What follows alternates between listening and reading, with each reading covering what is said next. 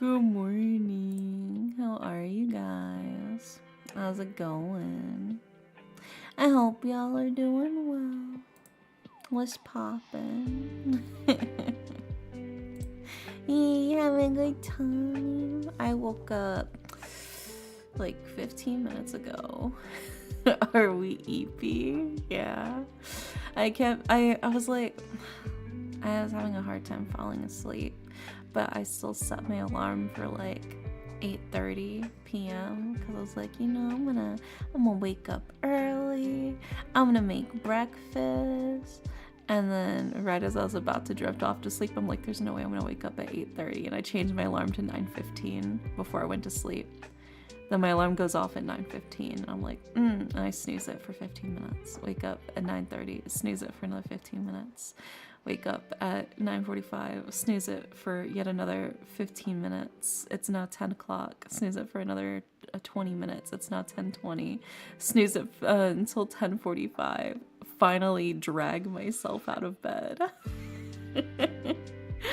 Also, hi Jacob on YouTube, welcome in. But yeah, welcome in you guys. Let's see who all is in here. Our first today was claimed by Ren. Oh my goodness, thank you so much, Ren, for taking my first. It makes me very, very happy that you could be my first today. Daily Pillow, we've got Ren, we've got Jeremy, we've got Gothosaurus, we've got Alex, Snugglefern, Nortania, CJ, and Mitha. And also Pyro Wolf, thank you so much for the raid. Welcome in, you guys.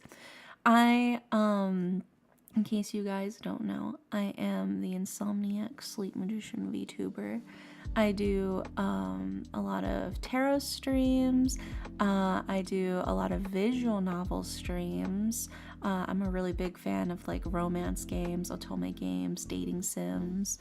And I also do ASMR content on YouTube primarily. I do fancy ASMR role plays and song covers on YouTube. But yeah. So welcome in. We're doing a special kind of tarot stream today. This was paid for as an incentive through the VTuber SummerSlam. You guys reached the goal for this, so we unlocked it. It's our ultimate special, all Yu-Gi-Oh Tarot stream. So we will not be using any regular tarot cards today. We will only be using my deck of Yu-Gi-Oh cards for me to try and read your fortunes. So we'll see how it goes. Yeah, all Yu-Gi-Oh. Dude, I was so proud of that thumbnail. I worked so hard on that thumbnail. If you haven't seen it, I posted it on social media, and then it's also the thumbnail for the YouTube version. I worked so hard on it. Tell me I did a good job, please. But yeah, let's see who we got in the queue to start off with. Also, oh my god, Nordy, thank you so much for 31 months subbed.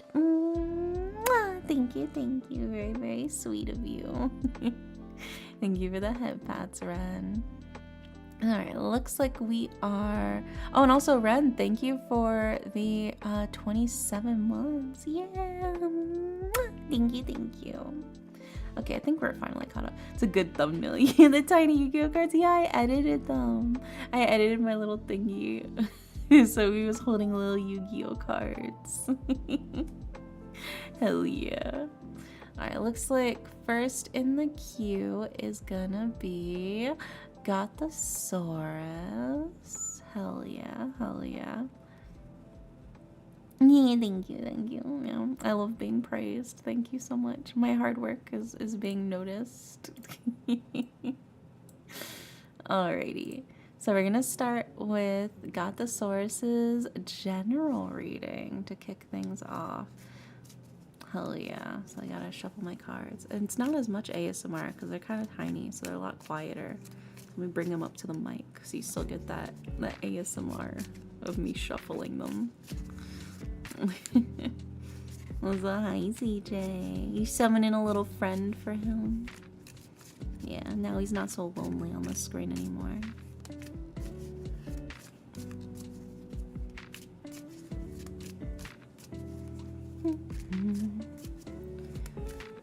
My reading redeem did go through, right? Also the shapeshifter, thank you so much for the follow. Let's see, did your reading redeem go through? Yes, it did. It did. It did in fact go through. Welcome in, the shapeshifter. I hope you're doing well.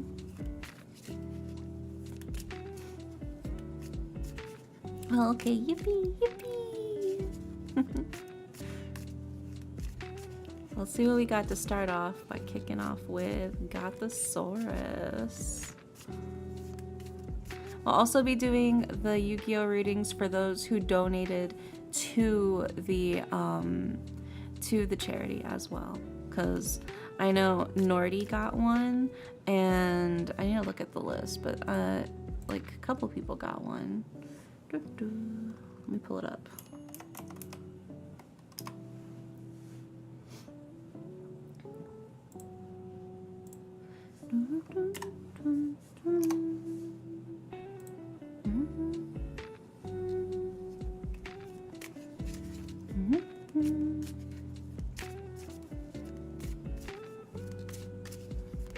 Alright, let's see what we got for your reading, Gothosaurus.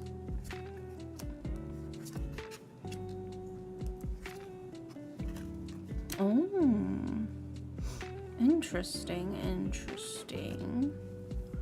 So, Gothosaurus, I pulled 3 Yu-Gi-Oh cards for you.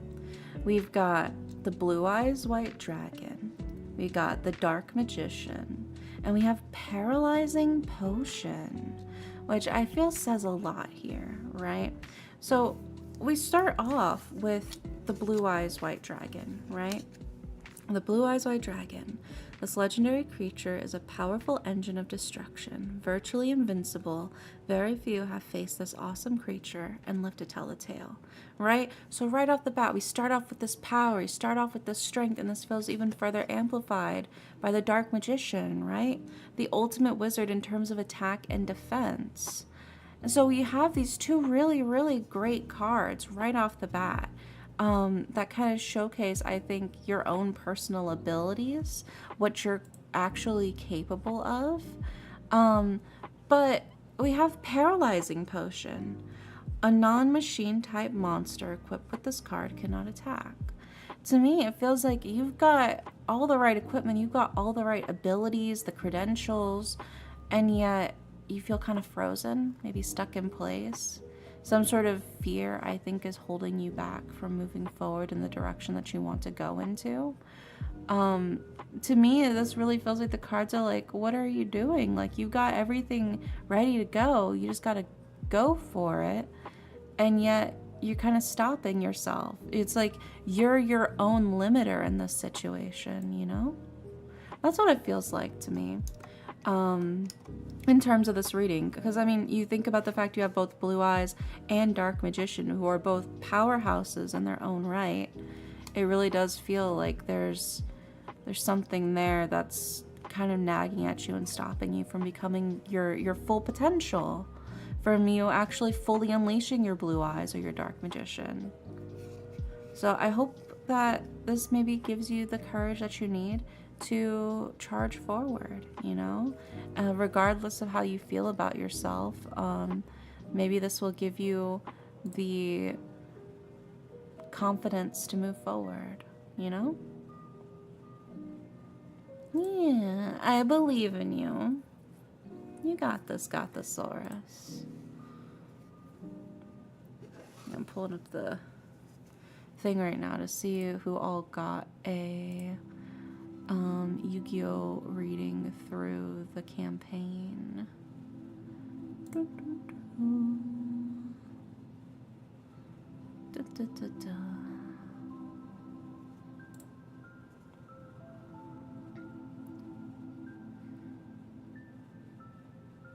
Yeah, so I think it's just Nordy that got one.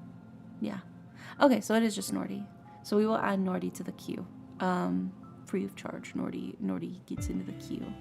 Everybody else got Kissies, a name on model. Yeah. I was just making sure. Didn't want to miss anybody. since, you know, it's for charity. Yeah, heart of the cards. Yeah.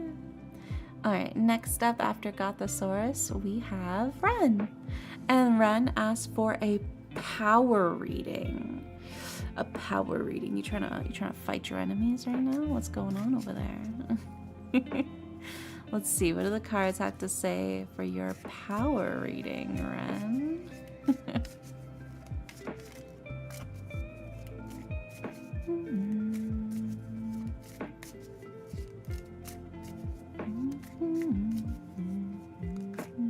Maybe I'm feeling feisty. Ooh, a little zesty even. That's fine. There's nothing wrong with feeling a little zesty in your life.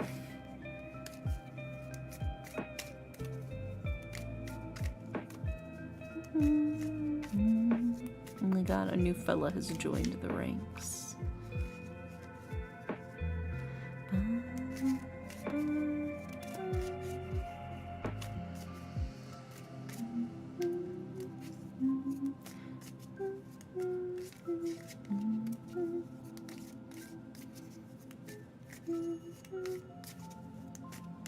Let's see what we got for you, Ren.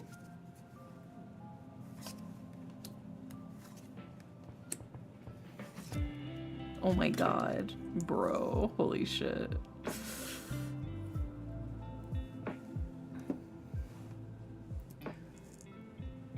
That's crazy.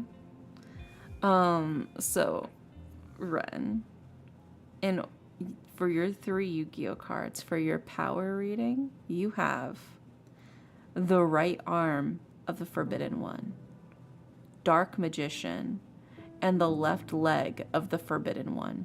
You have 2 pieces of Exodia, dude. 2 pieces. Out of the 3 cards, 2 of them are Exodia. I feel like you really are starting to piece together, you know, your own abilities in this sense. It feels like slowly you're starting to get more and more cards into your hand that you're actually able to use. You have like this sort of sense of inner strength and this confidence as well. Because, I mean, you also have Dark Magician, the ultimate wizard in terms of attack and defense, right? So it really does feel like you have like a lot of, maybe like a lot of lurking potential power. While you are like a heavy hitter as is right now, it feels like most of your strength is still very much lying dormant because you haven't collected all 5 pieces of Exodia yet, you know? But you certainly have the potential kind of lurking within you. Also, hi Tony, welcome in. How are you? But I mean, that jumps out to me right off the bat is we do have this current potential power that's sort of happening right now, which is the Dark Magician. But we do have 2 pieces of Exodia here, which is that sort of latent, hidden potential that's kind of like endgame clutch that comes in, what you're hoping for at the last minute. This is what you're building up to. And it feels like you are successfully building up to it because you've already assembled multiple pieces. So I think as long as you keep doing what you're doing, it feels like you are headed into a good direction. Don't stress if right now you feel like you're not as strong or as powerful as you want to be, because you're still in the process of collecting the other cards. You haven't fully collected them yet, but you're getting there, you know? So maybe that can be some reassurance for you, Ren, that things are still going on the right track, and you've got a lot of good things heading your way. That's reassuring. I am learning new skills. Yeah, I think it's paying off for sure. Like I said, the fact you have 2 pieces of Exodia, I think is what really sticks out to me. Like, sure, yeah, your current self is strong, but there is like a powerhouse, you know, the win the game kind of situation and lurking in the background to encourage you. Keep moving forward, keep learning, keep building new skills. You got this. It feels like it's all gonna pay off. And there you go. I hope that helps, Ren. Fingers crossed. Next up, we've got CJ. You still here, CJ? I go through these a lot faster because I don't have to put up all of the cards up on the screen.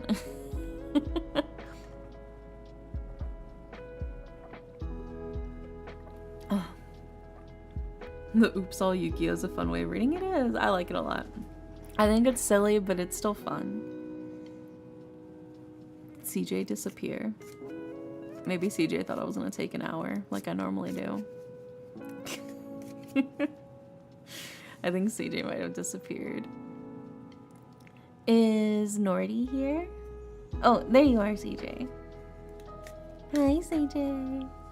And CJ wants a general reading.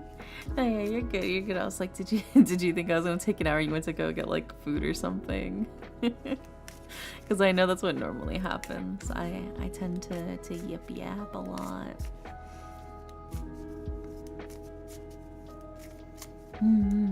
Honestly, the thing I'm thinking about the most right now, I'm gonna let you in on a little secret onto the inner machinations of my mind. I bought some hash browns that are in the freezer, and they're gonna be so good when I cook them in the air fryer after stream. It's gonna be so fucking good, dude. I'm gonna make 2 hash browns. Not even just one, I'm gonna make 2 hash browns. That's what's on my mind right now. I'm also gonna make a nice omelet with cheese and some green onion and some coffee. I'm gonna make a proper fancy breakfast. The cheese omelet with the hash browns and the coffee. Make it 3. I won't. Yeah. Okay. I'll do it. I'll make 3.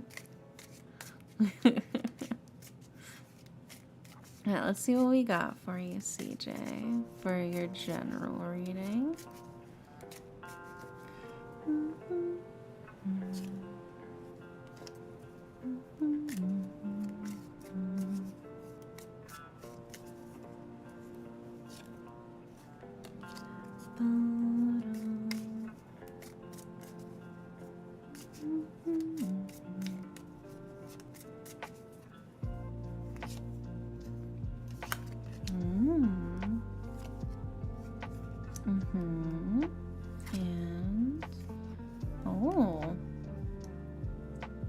And again. Okay. Well, I am shuffling these. Okay. For your Yu-Gi-Oh cards, we have Chaos End, Earth Chant, and the right arm of the Forbidden One. So again, we're kind of coming up with I only have 5 pieces of Exodia in this deck. I don't have like multiple copies, and I shuffled quite a bit. But nonetheless, you still pulled out a piece of Exodia. But in this instance, I feel like it means something a little bit different. And we're gonna get to that because we start off with Chaos End, right? You can only activate this card if 7 or more of your cards are currently removed from play. Destroy all monster cards on the field, right? We also followed up with Earth Chant. This card can be used to ritual summon any Earth ritual monster. You must also tribute monsters from your hand or field whose total levels exactly equal the level of the ritual monster you ritual summon. Right off the bat, we have 2 cards with a key meaning. Sacrifice, right?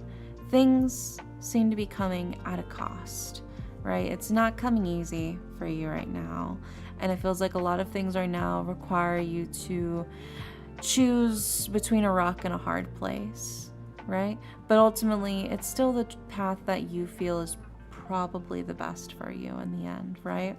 Chaos End isn't a card you pull out willy-nilly just for fun. It's when your back's kind of against the wall. It's when you feel like it really is best if I just blow up the whole board in order to get into a more more advantageous position, right?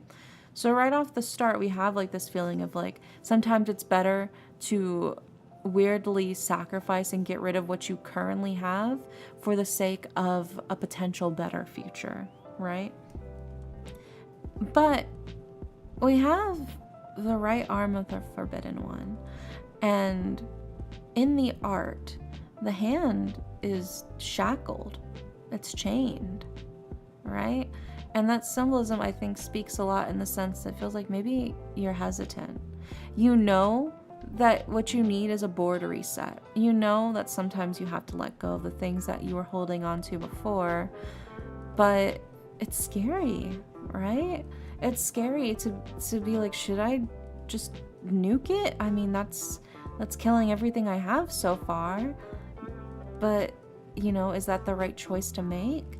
And it feels like you're very hesitant because, I mean, it is scary to try to, like, basically blow up the things you currently have right now in hopes of a better future.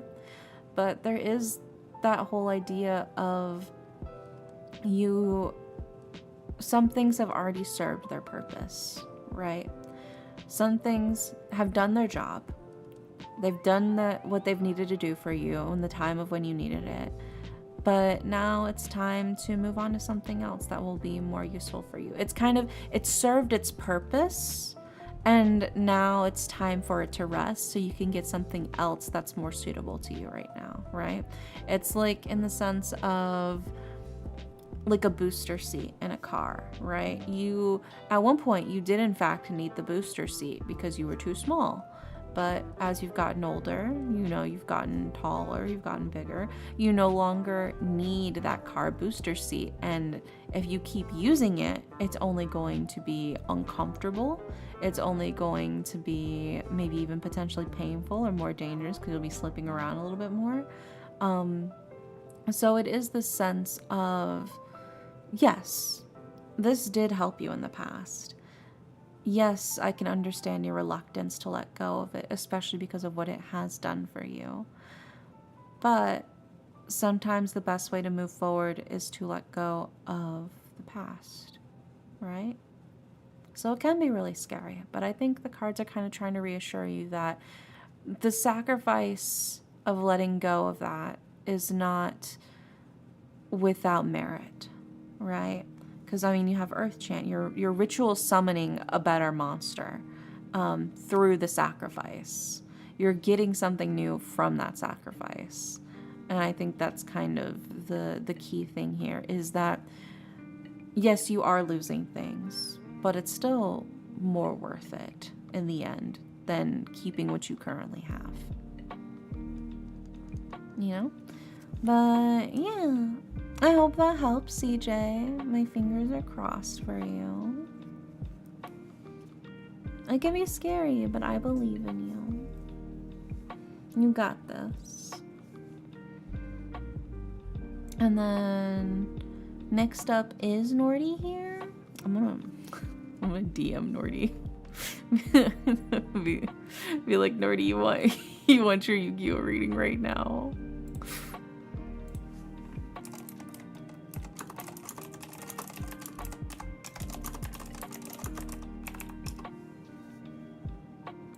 Okay.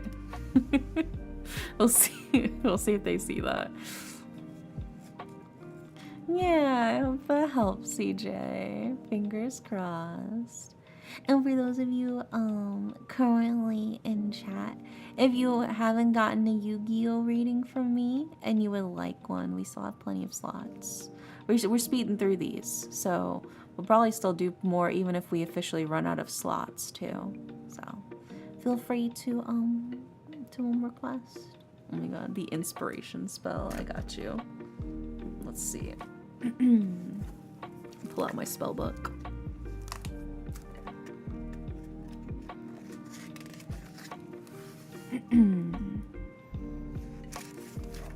There it is. Let muses sing and energy flow. Unblock the dams that hold back the power and free it. Go to the goal ever closer. Luchum inspire. There you go. I hope that helps. Gives you some motivation to push forward. You got this. I believe in you. Okay, Nordy said give me like 5 minutes. Okay. Hi, Plasma. Welcome in. Yeah, y'all are doing good. Gives me a chance to sip more of my water. Yeah, so Nordy's on the way. Nordy's hightailing it over.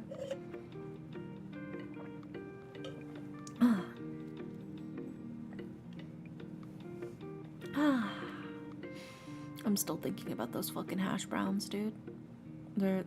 they're like just in the back of my mind. They're dancing around. I'm like those characters where it's like they smell like the pie left on the windowsill outside and they start floating on that pie scent over to the window. That's me right now, but with hash browns. I'm just thinking they're gonna be so fucking good, dude. They're gonna be crispy and savory and but fluffy on the inside. Oh, I'm making myself hungry. I'm gonna have such a good breakfast. I'm gonna have such an amazing breakfast after those. It's gonna be worth it. Yeah, anybody else would like a Yu-Gi-Oh reading? Anyone in chat want a Yu-Gi-Oh reading? Anyone? Anyone?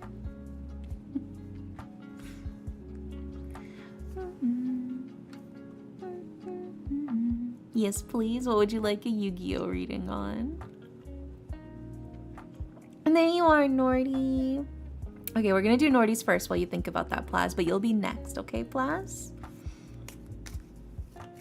Alright, and what did you want your Yu-Gi-Oh reading on, Nordy?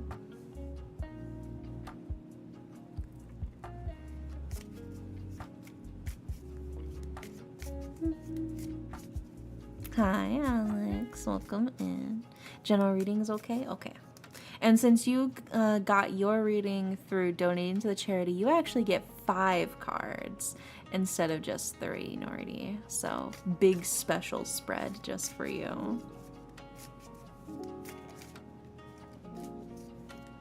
Yeah, yeah.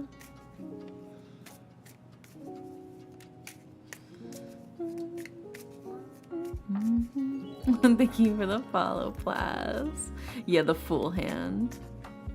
I'll have you know, we already pulled two pieces of Exodia today, so who knows? If you're lucky, oh my god, imagine if you pulled all 5 pieces of Exodia, dude. If you somehow managed to pull all 5 pieces of Exodia in your 5-card hand, I would just end the stream.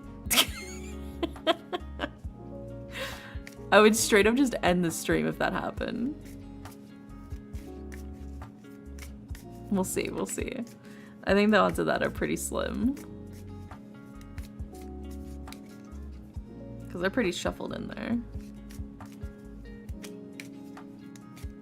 I believe in the heart of the cards.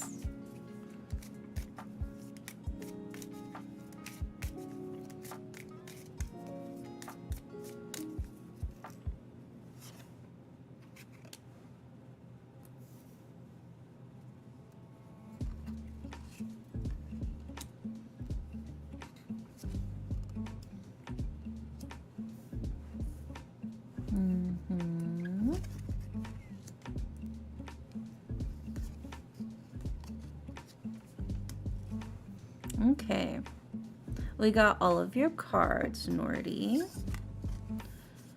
Let me just grab them because I gotta read their little descriptions. Also, hi, Chains. Welcome in. How are you? Okay, so I never know how to pronounce this fella's name. This fella, Slifer. Slipper? Slipper the big red dragon. Slifer the sky dragon is your first card. We got the Uguchi for your second card. We've got Gyakugire Panda for your third. We've got Princess of Tsurugi for your fourth. And we have Protector of the Throne for your 5th card, Slifer. Okay, so I was right. Okay, I wasn't sure. Yeah, we do have it. So let's start with Slifer, right? The heavens twist and thunder roar, signaling the coming of this ancient creature and the dawn of true power. Yeah, I do have the legendary Egyptian god cards. Because I got a lot of these cards as part of a like, was it like a 25th anniversary like pack where it had like the exclusive cards, and then you also had like the little blind bags. It was a gift from from chat, so I could actually add the Yu-Gi-Oh cards to my tarot reading. Like, yeah. So we start off with Slifer, right? Which is automatically this, like, this sense of strength, the sense of power. Somebody who, you know, this is the dawn of true power. You've got this strength right off the bat, right? So I don't think anybody's doubting your capabilities. I don't think anybody's like, can Nordy handle it? Nordy can handle it, for sure. And I think that's very much amplified by Slifer. And we follow it up with Uguchi. Uguchi does not play around, right? This monster may attack your life points directly. You like, I think, to not necessarily beat around the bush, but rather just go straight to the source and try to tackle the issues right where they are. You don't want to try to, like, you know, play like all the corporate friendly, polite etiquette stuff. You just want to be like, this is the issue. I would like to just simply solve the issue. I just want to get right to the heart of the problem, right?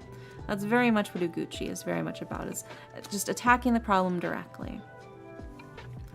Interestingly though, we also followed up with the Gyakugire Panda. Increase the attack of this card by 500 points for each monster on your opponent's side of the field. When the card attacks with an attack that is higher than the defense of your opponent's defense position monster, inflict the difference as battle damage to your opponent's life points. This is also a card that is really like a strength in numbers kind of thing.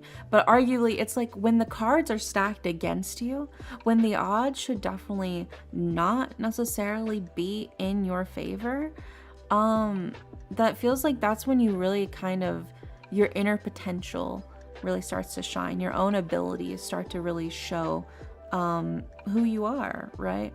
It's when your back's against the wall that I feel like you fight your hardest and you fight your best. And that's what Gyakugire Panda is all about, right? When the going gets tough, you're tougher. That is Gyakugire Panda. And then we followed up with the Princess of Tsurugi. Flip, inflict 500 points of damage to your opponent's life points for each spell and trap card on your opponent's side of the field. Again, there's the sense of when the going gets tough, you're tougher, right? You're not here to try and set a bunch of traps and fancy weird things yourself to try and trip people up. You're very direct. And I feel like that kind of trips other people up who are not direct, right? You're very much like, I'm just gonna slash at you with my sword, and if you get in my way, right? Even if you try to like set up some fancy little things to try and catch me, I'm just gonna slash it with my sword. And in a way, this very strong directness kind of throws people off, I think. I think most people just aren't used to people who are just very blunt and very straightforward in who they are and their actions. It can kind of throw people for a loop a little bit of like, what do you mean that they actually meant it when they said that? Like, they weren't like alluding to something else. Like, there's always like this sort of like hidden meaning in like what everybody says. My blessing and also my curse. But see, in this sense though, in the way that the cards are written, this feels very much more like it is your blessing. I feel like it is definitely much more your blessing than it is your curse. Because in a way, it has protected you, right? From people who may have, you know, shitty or rude or weird intentions. Because you are so straightforward, I think you also tend to interpret what other people do as very straightforward as well, right? So if somebody's giving you like a backhanded compliment or something, I feel like you kind of just take the compliment itself at face value, right? And that can kind of throw people off if they were trying to be mean to you. And you're like, oh, thank you. It's so sweet of you to say that. And they're like, no, I mean, I wasn't going to say it out loud, but I was trying to insult you. And you're like, but you complimented me. You said nice things to me. It kind of disarms people, I think, a little bit with how I think straightforward and genuine you are. Wait, Yu-Gi-Oh Tarot? Yeah, we're using Yu-Gi-Oh cards instead of tarot cards. And I feel like that is also what the Princess of Tsurugi and the Uguchi are very much about, right? Is just going straight to the source. Going straight to the source, not trying to finagle with any fancy, weird, like, you know, doodads or whatever. You're just straightforward, charging forward, hack and slash. I gotta do what I gotta do. And I feel like that is your strength. Genuinely, I feel like that is your strength. And then that brings us to your final card, which is Protector of the Throne. While the king is away, the queen protects his throne with a mighty defense, right? So there is this sense of you're doing this as a form of to protect people. Maybe not even, it could be other people, but it also is a way to protect what's just in general, I think, precious to you. When you don't try to overthink or overcomplicate the situation or how people react to you or what you do or what you say. You know, you don't try to get in your own head or get into other people's heads with like mind games or things like that. It gives you the time and the strength to just simply focus on what is important to you, on what you want to protect, right? You're not, you know, attacking and slashing at your sword at people for no reason. You're saying like, hey man, I feel like you're a risk to the things that are precious to me. I gotta get you the fuck away from here, right? I feel like that is very much what it is. You're not normally one to start attacking. I definitely think that's not the case because a lot of these cards are more defense when the odds are stacked against you, right? Even the Gyakugiri Panda is more powerful when it's a lot of opponents, right? The Princess Tsurugi is mostly about what your opponent has on the field. And the Protector of the Throne, that's defense, baby. So a lot of these are very defensive. You're not the one to strike first. You're not the one to hit first. But you're like, but I will fucking finish it. I will end things if I have to. And I think that's very much, I think, the key here is you just want to be direct. You just wish maybe the world would play more fair. You're like, why do we have to have all these weird, complicated rules and tricks and traps and spells and all of this stuff? This is so much work, man. This is so much work. Are the readings free? They are. They are. You can actually request one for 5 channel points. Just do tarot reading, just to get in the queue. It makes it easier for me to keep track of. But yeah. So it feels like you are very much a very genuine and straightforward person. Yeah, and that is very much your, I think that's what helps you shine the most, you know? But yeah, I hope that helps, Nordy. My fingers are crossed for you. I think you got a lot of really wonderful qualities, but I think your straightforwardness is certainly more of a blessing than it is a curse. Thanks, Derek, for the unique reading. Always lands to the point and unique ways to do it. Yeah, I'm glad, Nordy. Thank you for all of your hard work. I always appreciate you. Also, hi, Diego Brando. Welcome in. How are you?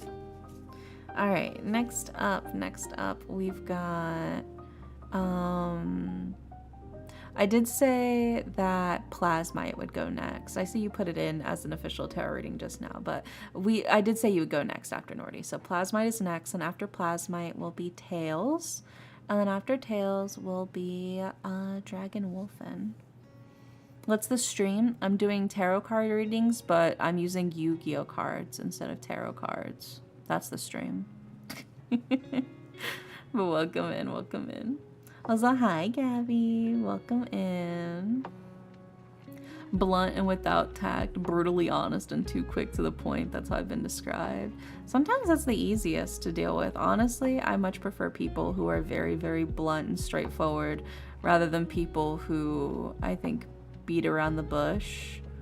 was like, just tell me what you want to say, man, you know? And when I go, yeah, I can add you to the queue if you'd like. We're going in order, but I can have you after Dragon Wolfen if you want to wait a little bit. Yeah, I can do that for you, Diego. Yeah, next up is Plasmite. And Plasmite wants a general reading. We'll see what we got for you.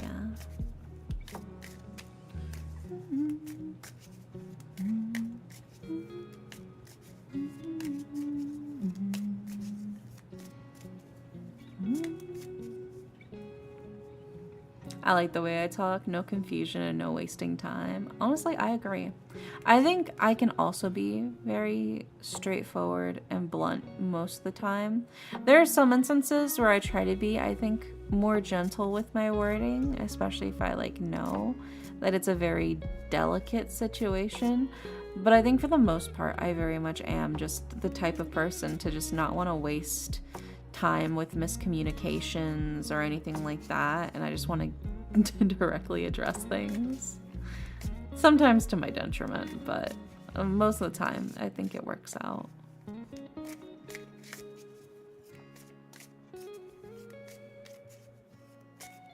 Let's see what we got for you, Plaz.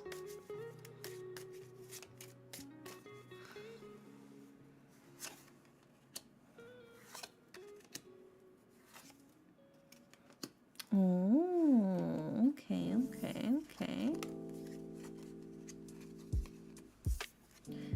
So, for your cards, Plaz, we have Light of Intervention, Neobug, and Dark Magician Girl. So, starting with Light of Intervention, right? While this card is on the field, monster cards cannot be set or flipped face down. If a monster card would be set, it must be normal summoned in the face-up defense position. Yeah, it is a spread for sure. And so right off the bat, we had this sense of like wanting things to come to light, not wanting to hide what's happening here, wanting to be very direct and straightforward and honestly open. It feels like what you really want is openness. You don't want things to be hidden in the shadows. You don't want things to be hiding in the dark. You just want things to be straightforward and open, right? No more hiding. I followed up with Neobug, a huge bud-like monster said to come from another planet. It gathers in swarms, right? And in this instance, I think the thing that's kind of pulling at me is the gathers in swarms makes me think of community. It makes me think of the desire to connect with people, to want to be closer to a lot of others. But maybe you have a hard time, you know, maybe you're feeling a little bug-like. Maybe you're feeling like, I'm just a bug, I'm just a neo-bug, but I wanna be close to others. I wanna have the chance to connect with other people as well, right? I think that is a little bit of what's sticking out to me, is that sense of like a longing for a community, wanting to just be closer to other people, wanting to make those connections. But maybe you're having a hard time because, like I said, of the Light of Intervention, you don't want to hide anything. You don't want to hide things, and it feels like maybe a lot of people hide a lot of things around you, and it feels like that kind of drives you a little, as the kids say, sicko mode. And then that brings us to Dark Magician Girl. Right? It's so crazy on point. Let's go. And then Dark Magician Girl gains 100 attack for every Dark Magician or Magician of Black Chaos in the graveyard, right? So right here, this is again still relying on other cards, relying on other people, relying on community. It does feel like you want to be closer. You want to have those deep connections. You want to find your dark magician. You want to find your magician of dark chaos, right? You want to have this community of people that not only do you rely on, but they rely on you because they're in the graveyard, right? You're getting your strength from them, but they're relying on you to finish what they started, right? I feel like that's certainly the relationship that you're looking for. People who not only do you rely on them and that are there for you, but that you feel like you're a part of. You want to feel, I think, like you're pulling your weight in the friendship. Like you mean something, like you're important, you know? And I feel like Dark Magician Girl is very, very strong contender for that. Also, hi, Seth. Welcome in. How are you? But I think that's definitely the key feelings here is it feels like you're looking for community. You're looking for solace. You're looking for people that see you for who you are and that want you to be there. Actively and genuinely want you to be there because they need you, right? And they rely on you. And there's no real easy answer of, well, here's what you do in order to get that.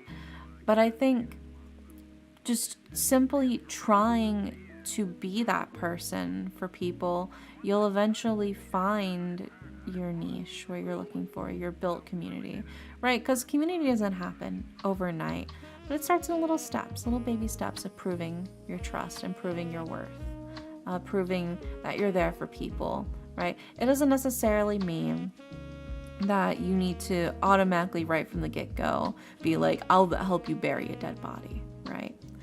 But it can be little things like your friend's been kind of quiet the last few days, so you check up on them, bring them their favorite food, you know? That's a way to build community. You decide that, you know, you went somewhere and you found some souvenirs that reminded you of them, and you buy the souvenirs and you give them the little souvenirs. That's a way to build community. You know, you make food for them. I'm hungry, as you can tell. Sharing food together is a great way to build community. But even just small things, like just texting them, making sure that they arrive safe or they get home safe. That's a way of building community. Can you use Arrival Cyberies at Igneister and my tarot reading? I don't got that one. I don't got that one. I got my own personal deck of Yu-Gi-Oh cards. I'll use what I have and do my best. What I got is what I got, baby. But I think if you want to find a community of people who rely on you just as much as you rely on them, I think the key is to simply be that person from the start, showing what you can do for them.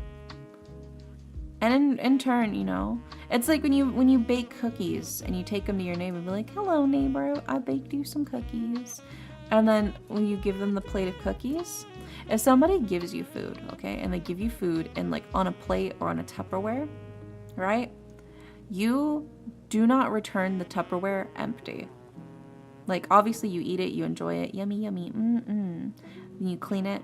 But then when you give them back the Tupperware, it is common courtesy to put something in it for them too.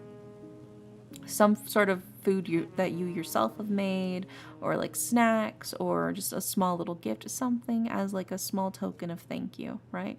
So say if your neighbor made you cookies and they put them in a Tupperware and they gave it to you, you would eat the cookies, you'd be like, wow, these are so yummy, yeah. And then you would like maybe like get a slice of cake, and you would put the slice of cake in the Tupperware after you cleaned it and return it to them. So they have a slice of cake now. That's how you build those bonds. That's how you build those bonds.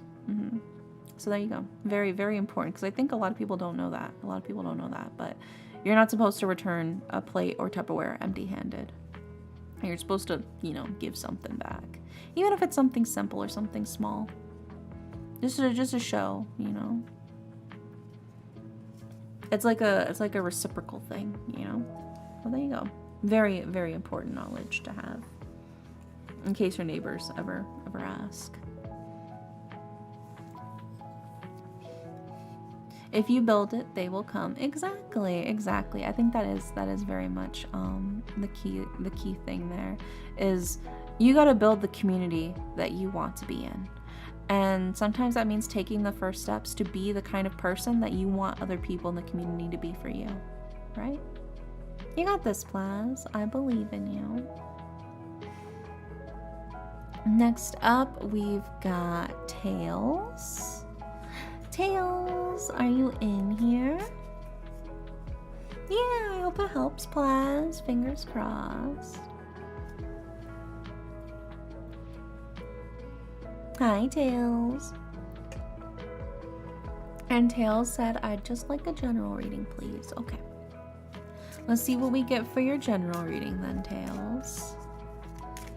Did anybody do the cue? No, I'm just doing it myself, kind of manually. Right now we're doing Tails reading. After Tails will be Dragon Wolfen. And then after Dragon Wolfen, it will be Diego Brando on YouTube.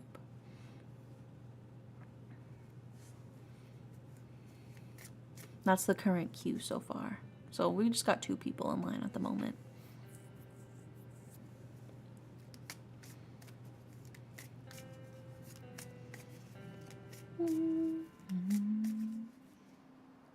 Did you already do mine? Did you get one?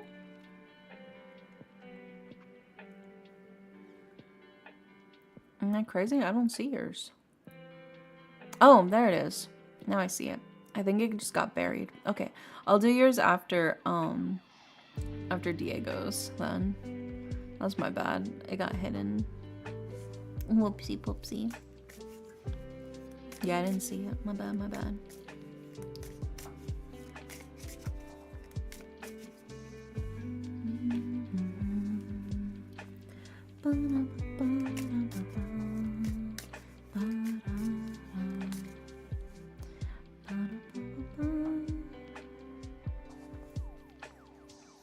You're stealing my stoof. Nah, they're not stealing. They just didn't know. I just accidentally overlooked it. You know how it be with spaghetti. Okay, let's see what we got for you, Tails.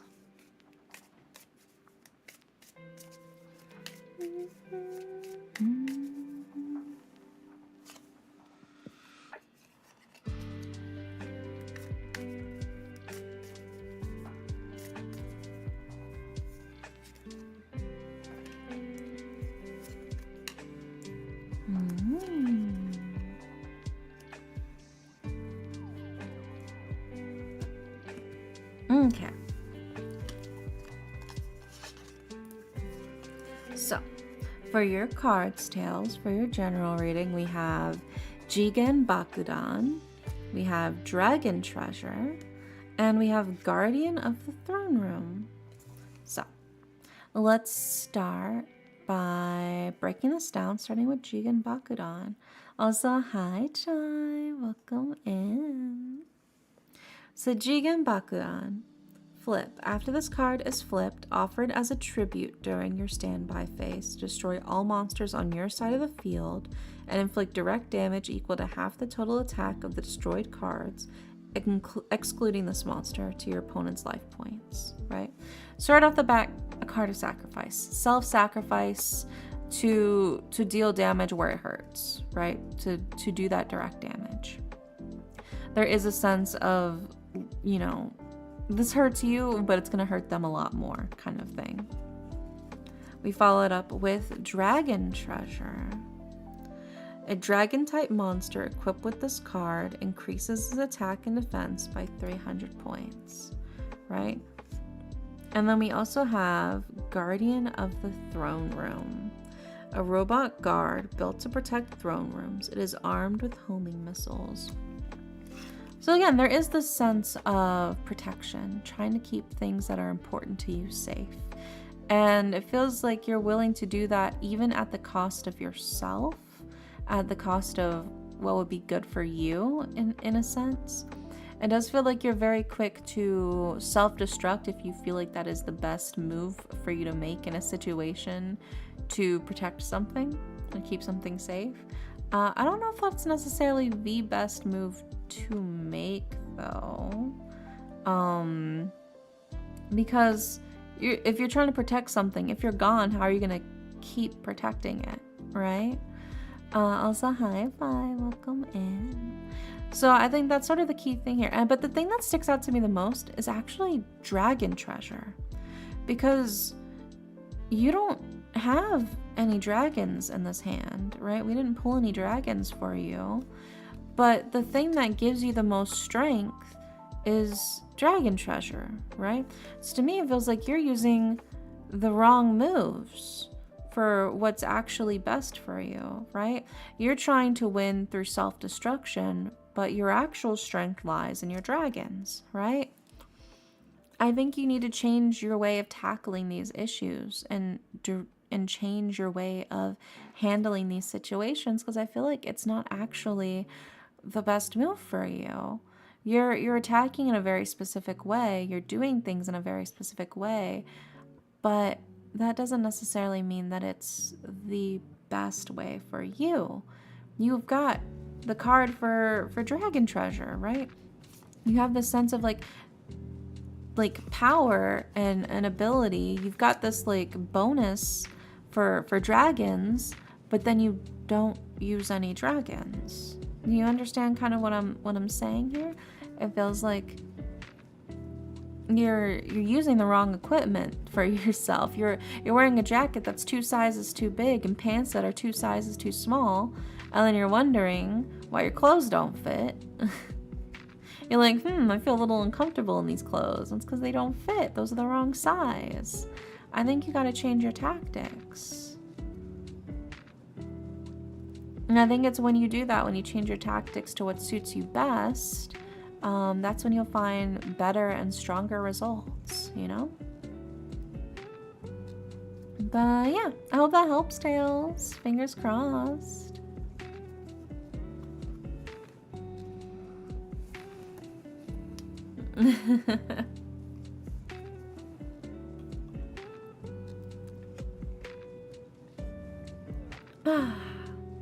Okay. Next up, we have. Next up is Dragon Wolfen. Oh, you know, actually, because we are running ads, I'm pretty sure yeah, Dragon Wolfen's here. Cool. I was like, we can do. Oh, Alex isn't even subbed anyways. I was like, I thought Alex was subbed, so Alex would still hear me through the ads. Okay, well, it's fine. Well, I'll just do Dragon Wolfen then. You can still hear me, yeah, Dragon Wolfen. Okay, so Dragon Wolfen wants a general reading as well. Okay, so let's see what we got for you, Dragon Wolfen.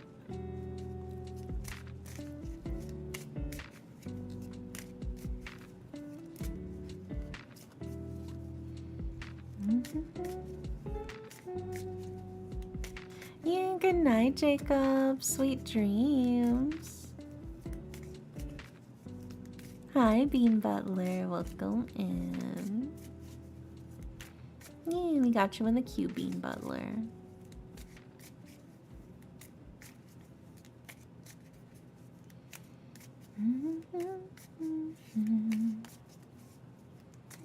Let's see what we got for Dragon Wolfen.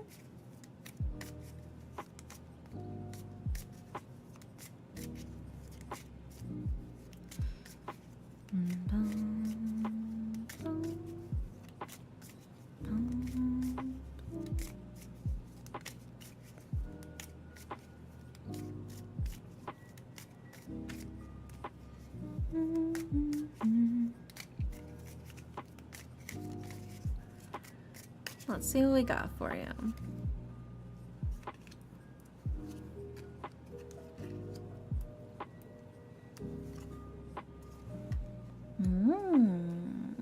Okay.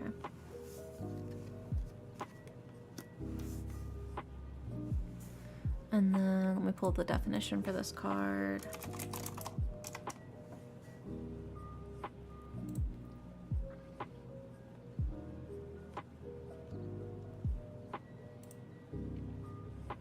Okay, so Dragon Wolfen, for your general reading, we have the Blue Eyes White Dragon, we have Change of Heart, and we have Protector of the Throne again. This is a very popular card, apparently. I feel like you guys have a lot of important things to you that you're, I think, trying to hold on to and trying to keep safe. But let's go ahead and we'll start with the Blue Eyes White Dragon, right? This legendary dragon is a powerful engine of destruction, virtually invincible. Very few have faced this awesome creature and lived to tell the tale. Right off the bat, you've got power. You've got strength, baby. You're not afraid to use it. You said, I got things I gotta worry about, and this is not one of them, right? I've got the power to manage through this without too much worry. And then we follow it up with the change of heart, right? Target one monster your opponent controls and take control of it until the end phase. So, in this sense, there is this ability of using to your advantage things that are not normally yours, right? I think even when you're dealt different cards, different hands, there is this strength and the ability for you to do things that would normally be outside of your control, taking control of things that would normally be deemed outside of your control. And then following that up as well with Protector of the Throne. While the king is away, this queen protects his throne with a mighty defense. So again, there is a sense of like protection, keeping something safe, but also feels like this is temporary. This is like a temporary state for you. This isn't something that you'd normally do, but it's important nonetheless. So you're keeping everything in check while you wait for that person to come back, while you wait for that situation to settle down. You're like, in this instance, I'm picturing like a dragon watching over somebody else's horde, if that makes more sense. You're using your own power and your own ability for something that isn't necessarily yours, but it's still helpful, right? You're using the situation itself, I think, as a way to benefit you while still protecting what's important, you know? So there is this sense of like, it's temporary, but you're fighting for something right now. And I think that's kind of the interesting thing is, well, what are you fighting for? What are you protecting that you normally wouldn't care about?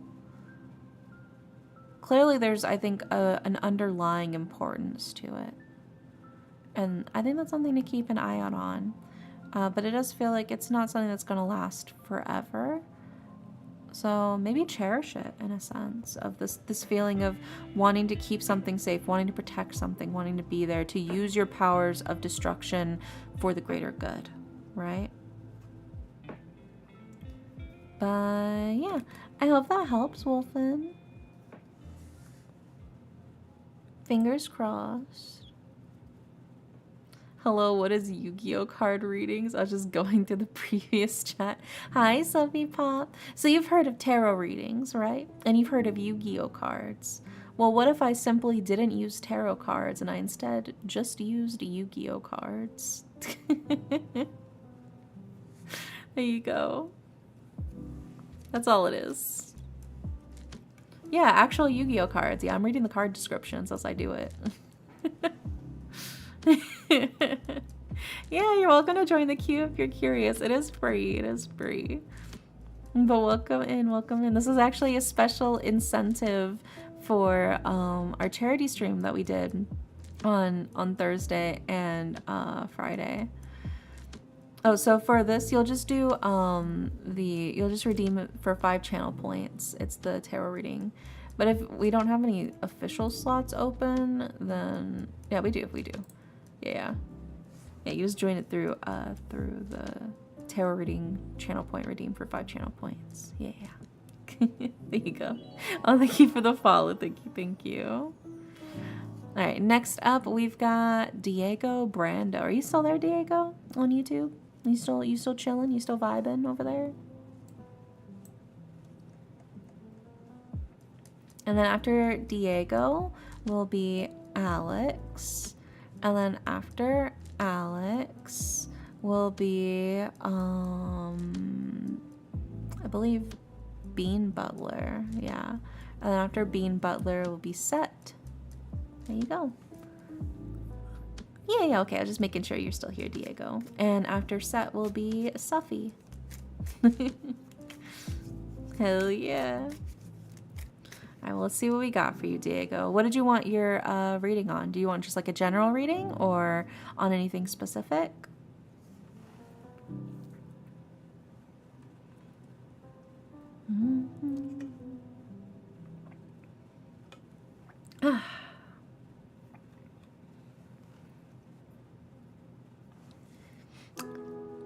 Diego's thinking.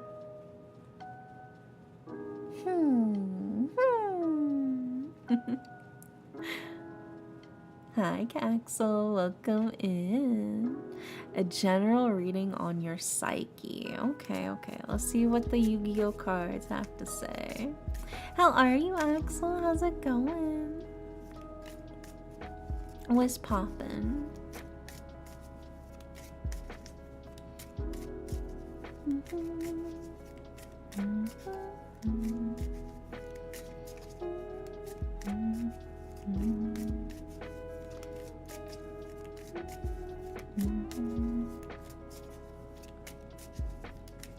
Let's see what we got for you, Diego.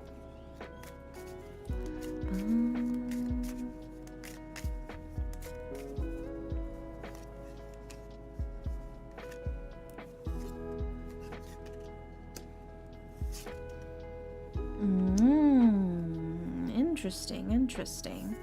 Okay, we've got the cards for you. I'm big tired from moving, so I'm probably just gonna learn from them. Yeah, of course. Do what you gotta do for yourself. I hope you get plenty of rest, Axel. Sweet dreams. Good job working hard. Okay, so Diego, for your general reading on your psyche, we've got Maju Garzette, Banisher of the Light, and Blazing Impachi. So we start with Maju Garzette, right? The attack of this card becomes equal to the combined original attack of the two monsters you tributed to the tribute summon of this card, right? This is a card of, you know, it's the strength of, you know, two heads are better than one in a sense. Similar to Twin-Headed Thunder Dragon in that sense of like two coming together for the strength of one. There is this sense of underlying sacrifice. A lot of you are sacrificing a lot today. I think everybody does have some sense of things that they give up for the sake of others. But in this sense, it feels like what's pushing you forward is this sort of like dark pain almost of trying to be worth it. It feels like you're trying to take up the mantle, you're trying to take up the torch for others that you feel like maybe couldn't reach the levels that you're reaching right now, and you feel like you have to keep moving forward, and like in the back of your mind, for their sake, right? You have to keep moving, you have to be stronger, you have to be better, because you're the one picking up the torch and carrying it on, right? And then we followed up with Banisher of the Light. Any card sent to the graveyard is banished instead. It is a sense of like very end all be all. It's a, you either do it or you don't. I feel like you have a very like black and white sense of thinking in a lot of situations. I don't think you have much room for like nuance or gray area in a lot of things. You're very much like, it either is this or it isn't this, and there's no in between, which in some instances can be helpful, but I think in others it's more detrimental to you because there is that lack of nuance. And in a sense, because it feels like if you fail, you feel like you failed those that you're currently using, you know, to push yourself forward. It does feel like it's extra weight on top of you. It's like, if I don't do this, then I failed them, and then that means that they failed, and I can't do that because I can't let them fail. And so it's like this extra burden, this extra weight, this extra pressure that's kind of like mounting on your shoulders. And what is that doing? Blazing Impachi, man.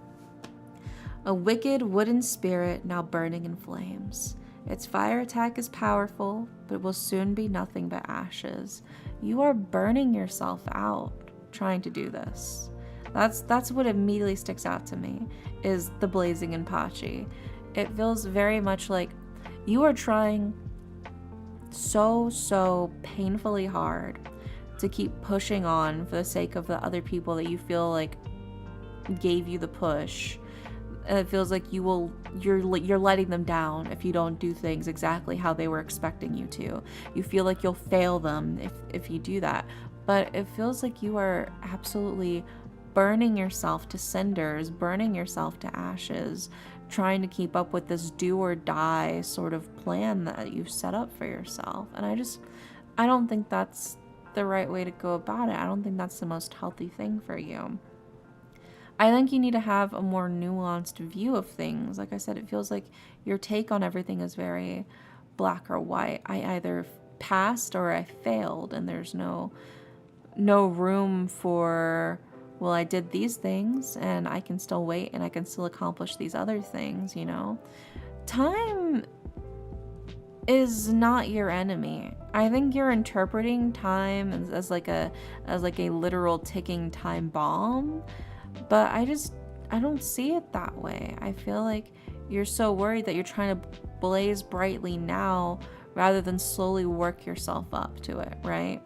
You're trying to squirt like fucking lighter fluid on yourself to keep yourself going, but really you should be giving yourself some actual wood. Sure, it takes a while for the wood to actually properly catch fire, but it's gonna burn a lot longer than a quick squirt of lighter fluid is going to, you know? So it's like, sure, you're burning brightly now, you're making progress now, but at what cost, right? If you burn faster than the oxygen and can reach you, then you're going to snuff yourself out. And I think that's kind of the key thing here is, I think, have more leniency on yourself. Be a bit more gentle with yourself. You know, I don't think it's necessarily a life or death situation. And you can afford yourself some grace and you can afford yourself some nuance to push yourself forward, right? Because the last thing you want is to actually burn out. Then you'll definitely get nowhere, right? But yeah, I hope that helps, Diego. Fingers crossed.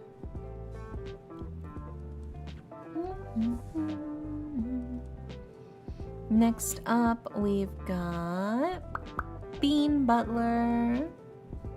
And Bean Butler says, oh wait, no, we're doing Alex. Sorry, we're doing Alex and then we're doing that. Whoopsie, I forgot we gotta do Alex's love reading. Where is it? Yeah, just a love reading, right? I accidentally skipped Alex before. Yeah, so after Alex, then we'll do, yeah. Sorry, Bean Butler, I forgot Alex again. I'm sorry, Alex. Hi, Alex, there you are. But yeah, I hope that helps, Diego. And Alex wants a love reading. Also, Crystallized, welcome in. Thank you so much for the raid. Oh my goodness. The Wispy Theater is in town. Oh my god, you were playing Uma Musume. Everything. I've been seeing so many things about the Uma Musume game. Is it good? Is it fun? I don't know that much about the game itself, but I have watched some of the Uma Musume anime. How does the game work? Are you just like betting on virtual horses at this point? Actual horse race betting?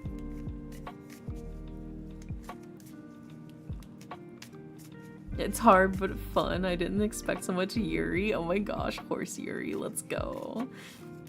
I love that for them. It's so beautiful.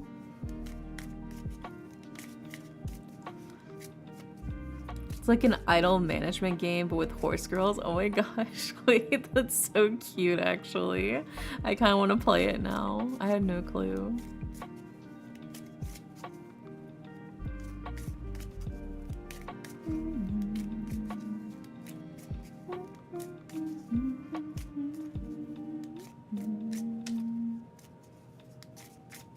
So, love reading for Alex. Let's see what we got for you.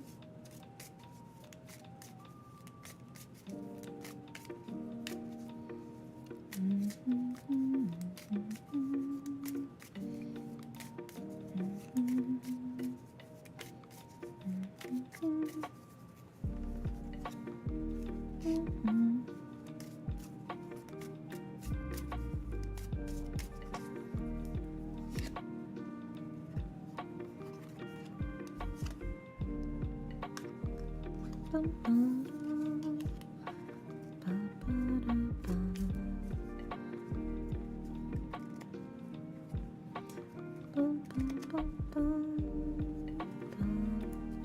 like fucking bridge shuffle these motherfuckers.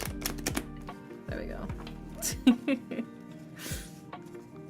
That'll really get them shuffled up, I think. It's fine. I can do these to Yu-Gi-Oh cards. I'm fine with that. My overhand shuffle wasn't cutting it. There we go. All right.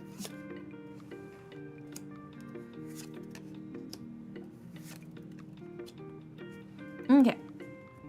We've got your cards, Alex. So, for your love reading, we have Weather Report, Earth Chant, and Fairy's Hand Mirror. So, let's start with Weather Report. Flip. Destroy all opponents' face-up Sword of Revealing Light on the field. If Sword of the Revealing Light is destroyed, you can perform your battle phase twice this turn for your next turn, if activated during opponent's turn.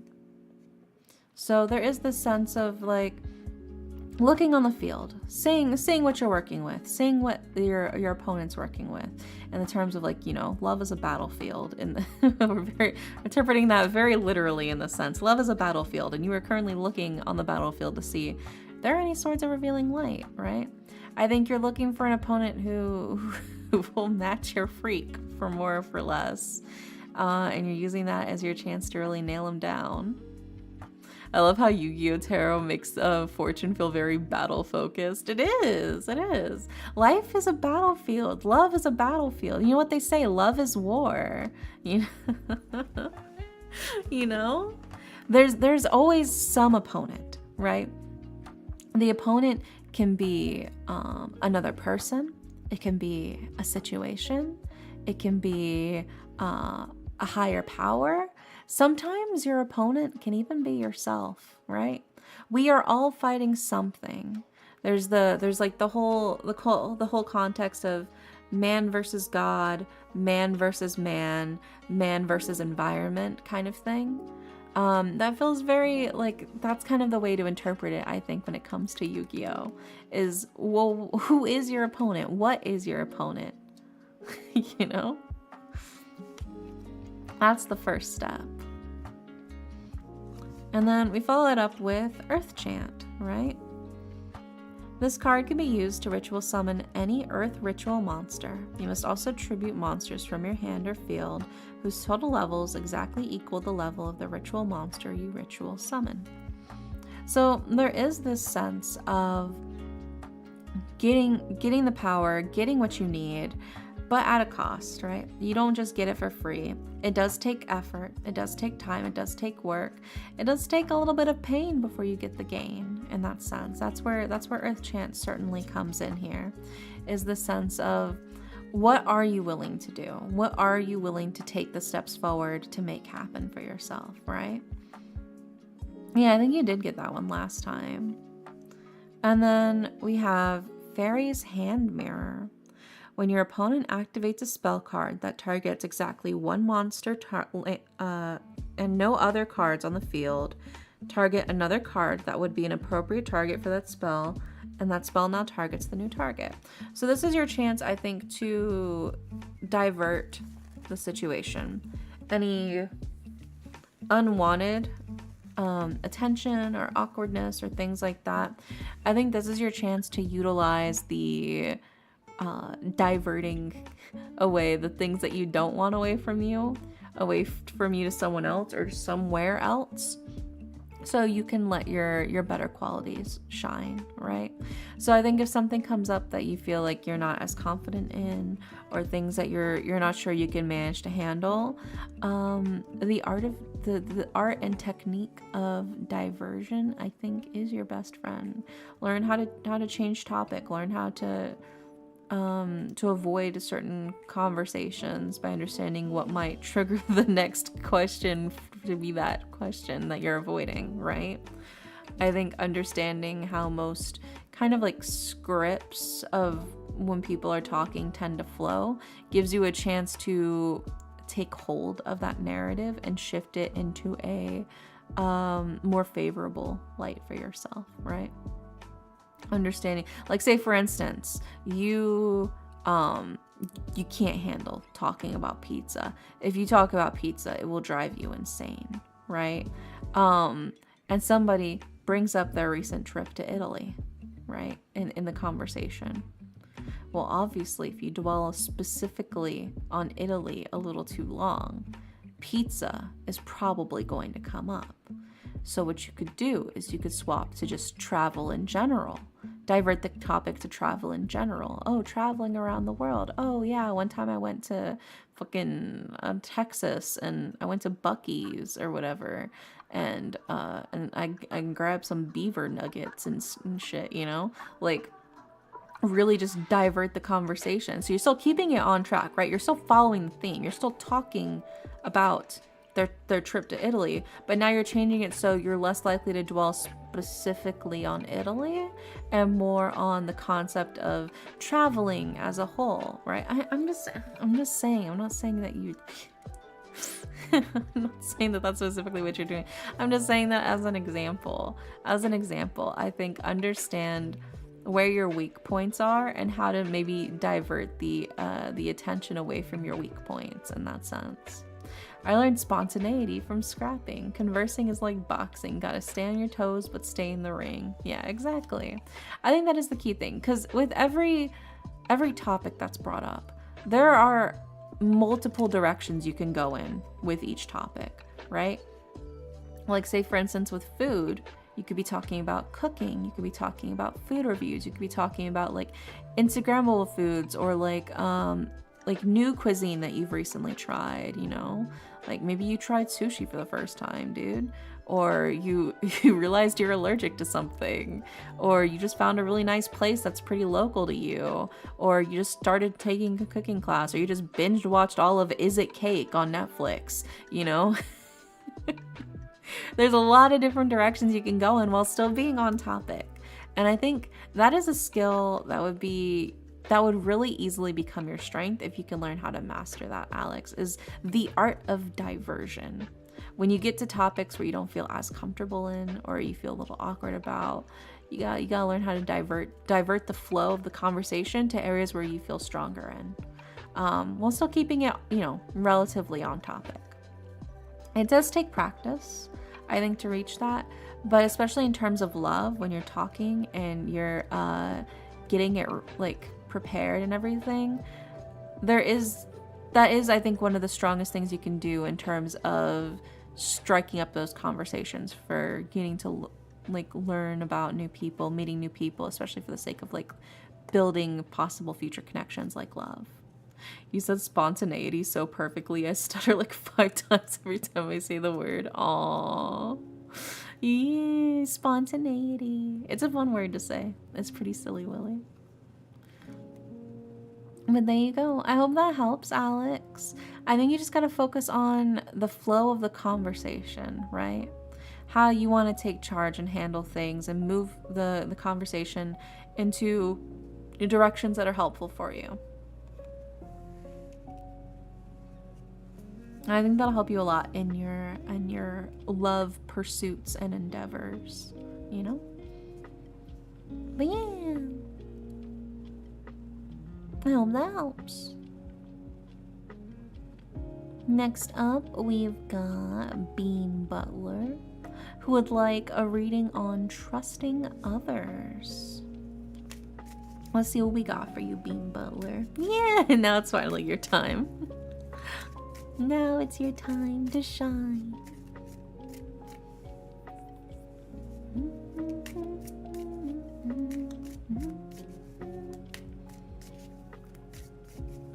Just a little dance. Oh, the bean is breakdancing. Let's see, on trusting others. Let's see what we got for you then. Whips and additionally nays. Oh my gosh.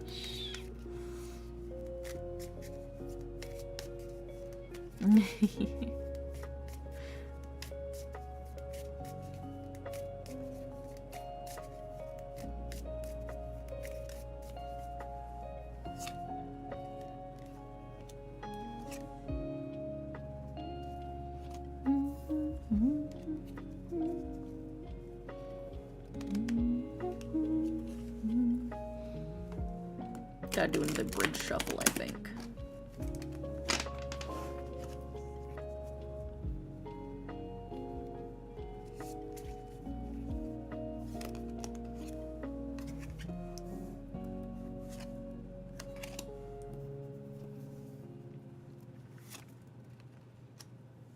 Okay, we've got your cards for you, Bean. Also, thank you for the hydrate, Gabby.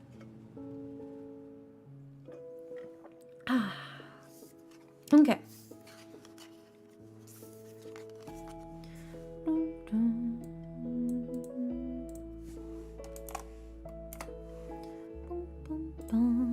Alright, so for your cards, Bean, for trusting others, we have Dragon Treasure, we have Pot of Greed, and we have Mad Dog of Darkness. So we'll start with Dragon Treasure, right? A dragon-type monster equipped with this card increases its attack and defense by 300 points, right? So right off the top, there's clearly something that you have a strength in. You know, who's your dragon? Who's your dragon? I think you gotta find, you know, like-minded, what fits well with you. I think in terms of trusting others, there are certain other people that are just easier for certain people to trust rather than others, right? I think you need to find that type of people first, right off the bat. Who in this instance would be your dragon, right? Because you're not going to trust everybody right off the bat. Trust is something to be earned, right? We also follow this up with Pot of Greed, right? Draw 2 cards. I think you can be a little greedier with what you want from people. You know, I don't think you need to lower your standards necessarily. I think it's okay to be like, I would like my friends to be able to do this for me. I would like to be able to trust that they could handle at least this much. And if they break that, that's on them, right?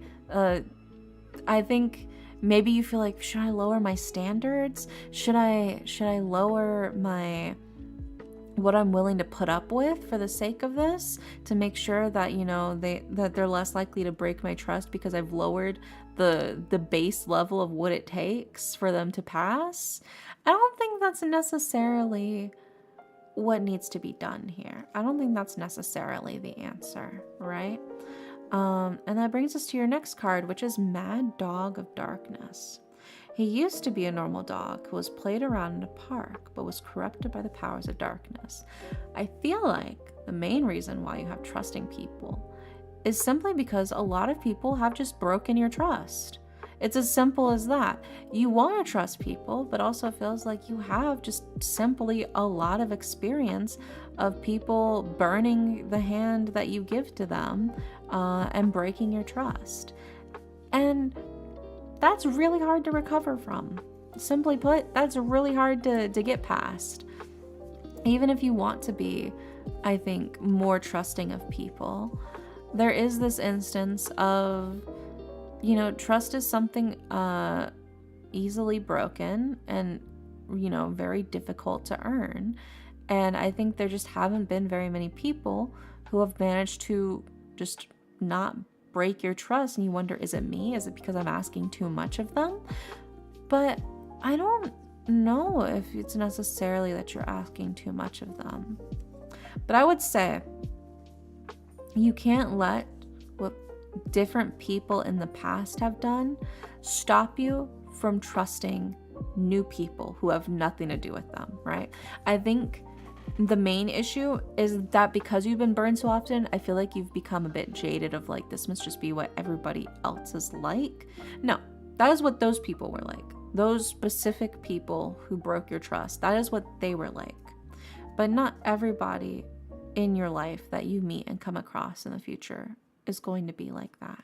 And I think that's a distinction that you have to remind yourself of, is not everybody is going to be like that. Everybody is different.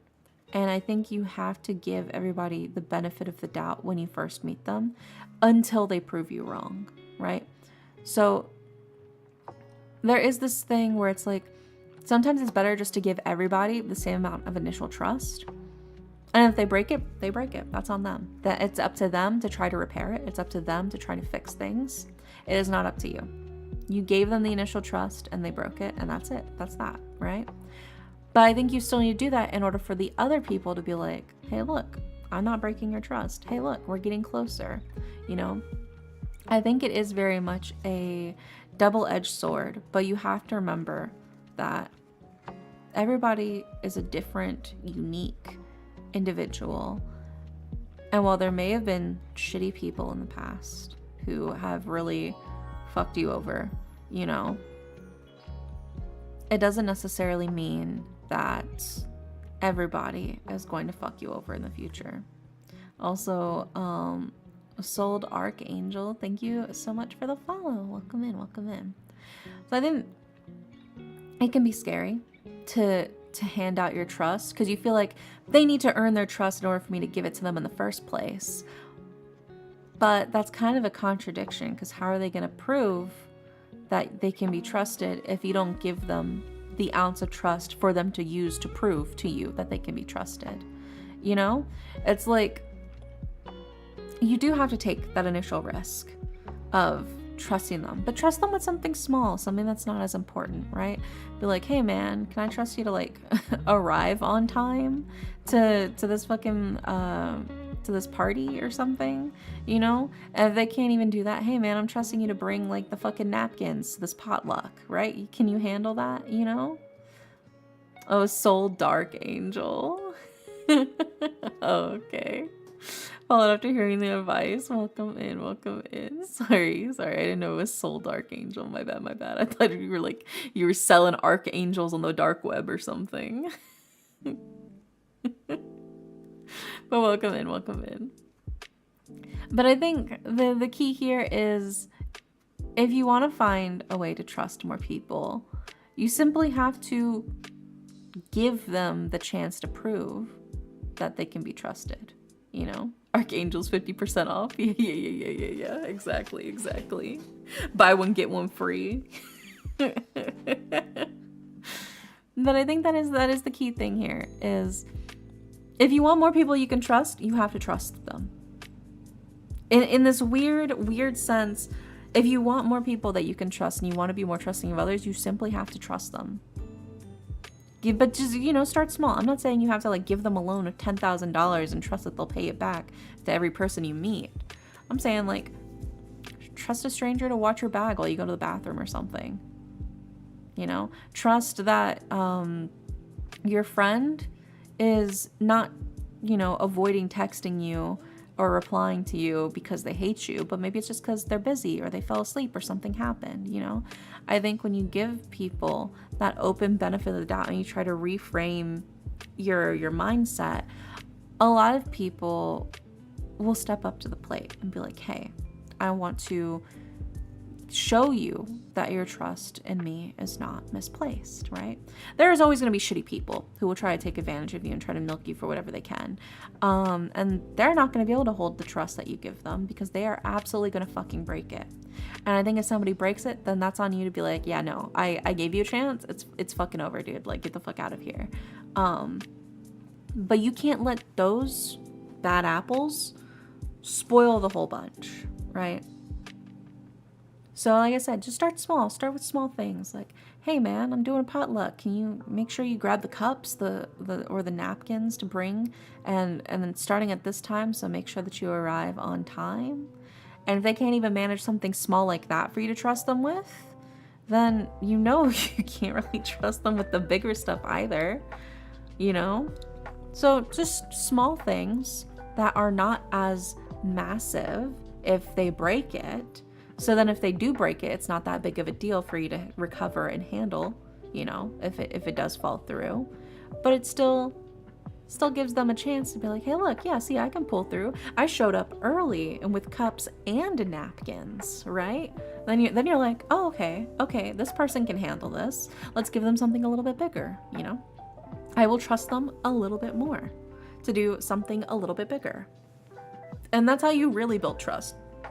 I don't think you necessarily need to fully 100% just give everything and give your all and full, complete and utter, you know, like I will leave my back unguarded around you to people you've just met. I don't think you should do that. And I don't think you need to do that because that sounds fucking terrifying. Holy shit. But I think trust is something that comes at different levels, and it's okay to start small. It is okay to start small. You know? Yeah, here, take my house, give it back in a bit, okay? What not to do. Yeah, you can borrow my pen. Baby steps. Yeah, I may have done the house thing metaphorically speaking and I'm still recovering. Oh my god. Yeah, you gotta start small. Start small so you can weed out the people who are gonna break your trust. So whenever you get further and further along where you need somebody that you can trust with a really big thing, you will have people who have time and time again proven to you that they can handle the other tasks and the other smaller things. And that'll give you, I think, more reason to trust that they can handle that, you know, rather than giving it to what's basically a complete stranger. So trust comes at different levels. Build it bit by bit and start small. So that if it does fall through and they do break your trust, it's nothing that's gonna like fucking emotionally and physically damage you and take, you know, I will never financially recover from this kind of thing. Yeah, baby steps, baby steps. But I hope that helps, Bean. Fingers crossed. Next up, we've got Set. And Set said, I want to see what a love reading from Yu-Gi-Oh cards looks like. Yeah, I hope it helps, Bean. Fingers crossed. Just bit by bit.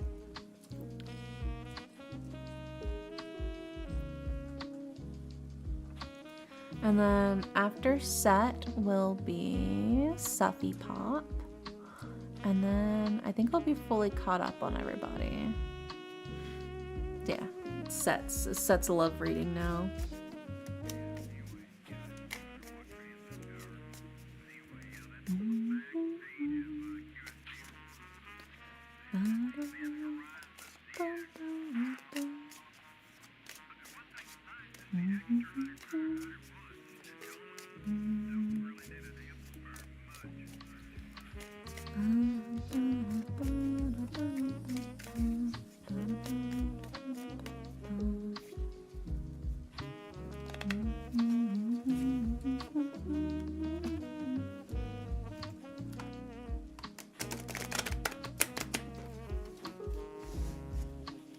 Yeah, I really do have to like bridge shuffle these motherfuckers to get them properly shuffled.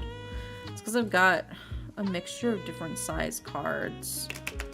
Because I have like the classic Yu-Gi-Oh cards, but I've also got the ones that are like the anime replicas, and the anime replica cards are like slightly smaller, which makes them a little bit more of a pain to shuffle, unfortunately.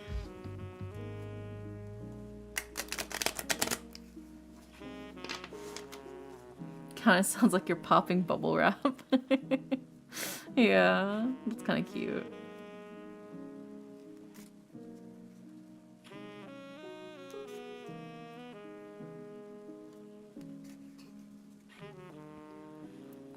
So is it mainly intuition based on what the cards look like, or just the descriptions on the cards, or both? It's a mixture of both. There's like the symbolism from the actual card art, the card name, and the card like action description. It's whatever I fuck with the most in that instance for that reading that I kind of use.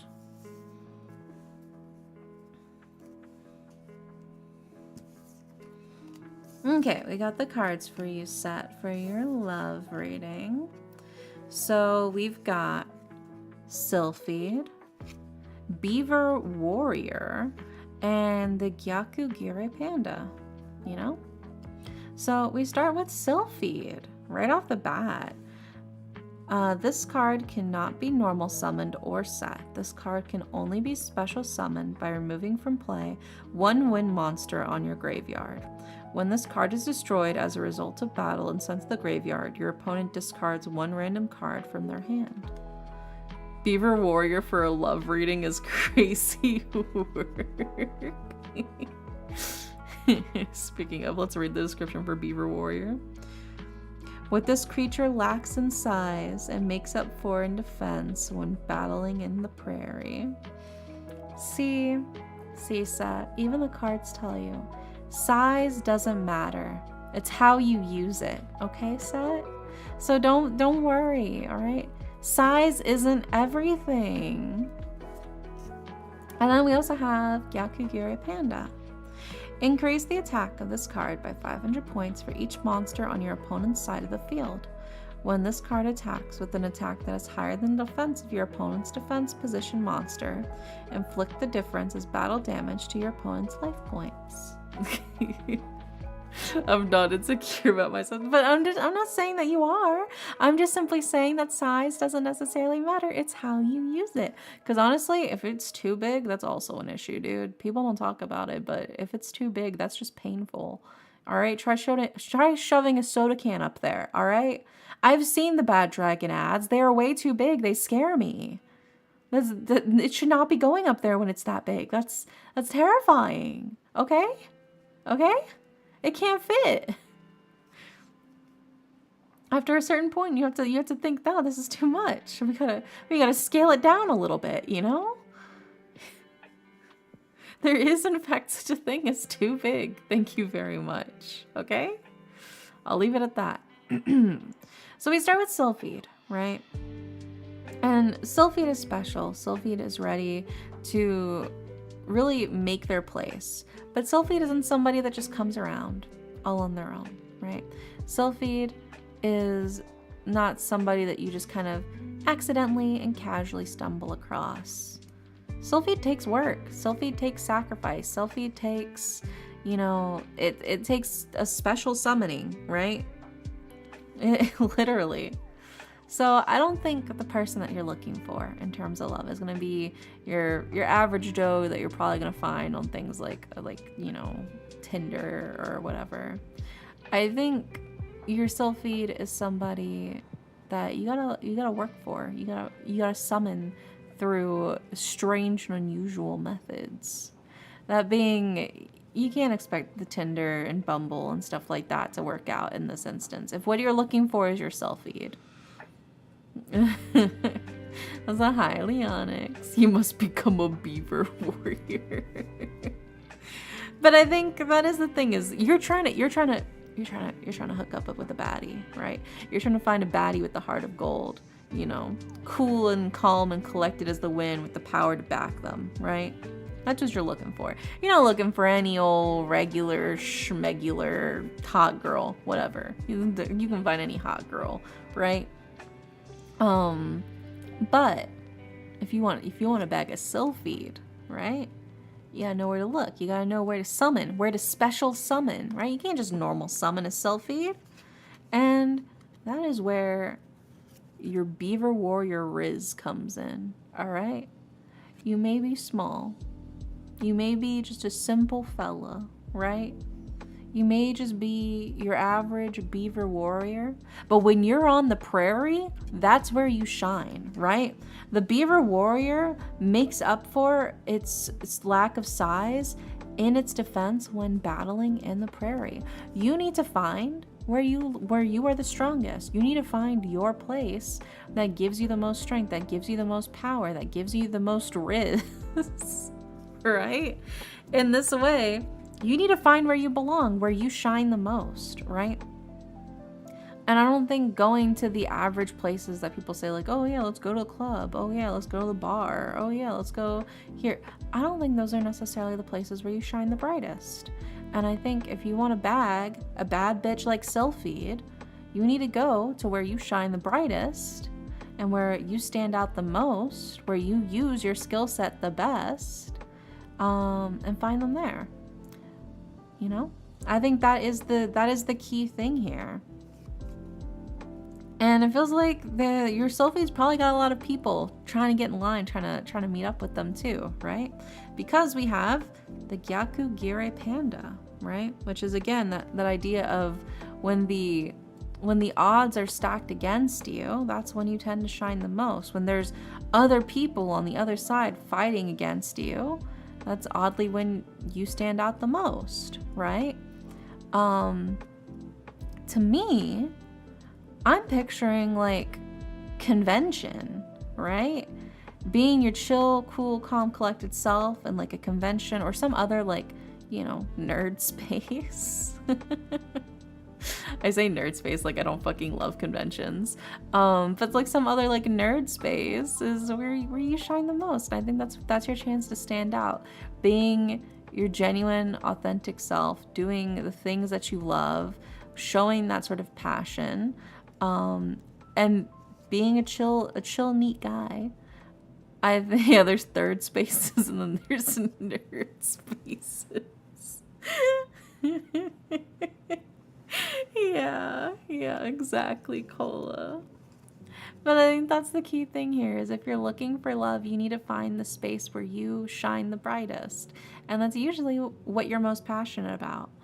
I think the easiest thing for you to do if you're looking for love is to just simply do what you love, right? Because you're bound to find other people in those areas and in those spaces that love the same thing that you love. And then they're gonna be like, wow, like we're both passionate about the same thing. Like, that's how I met my partner. That's how I met Harper. We literally both met because we were both VTubers and we were both playing Genshin. And we just started chatting and talking about things that we liked.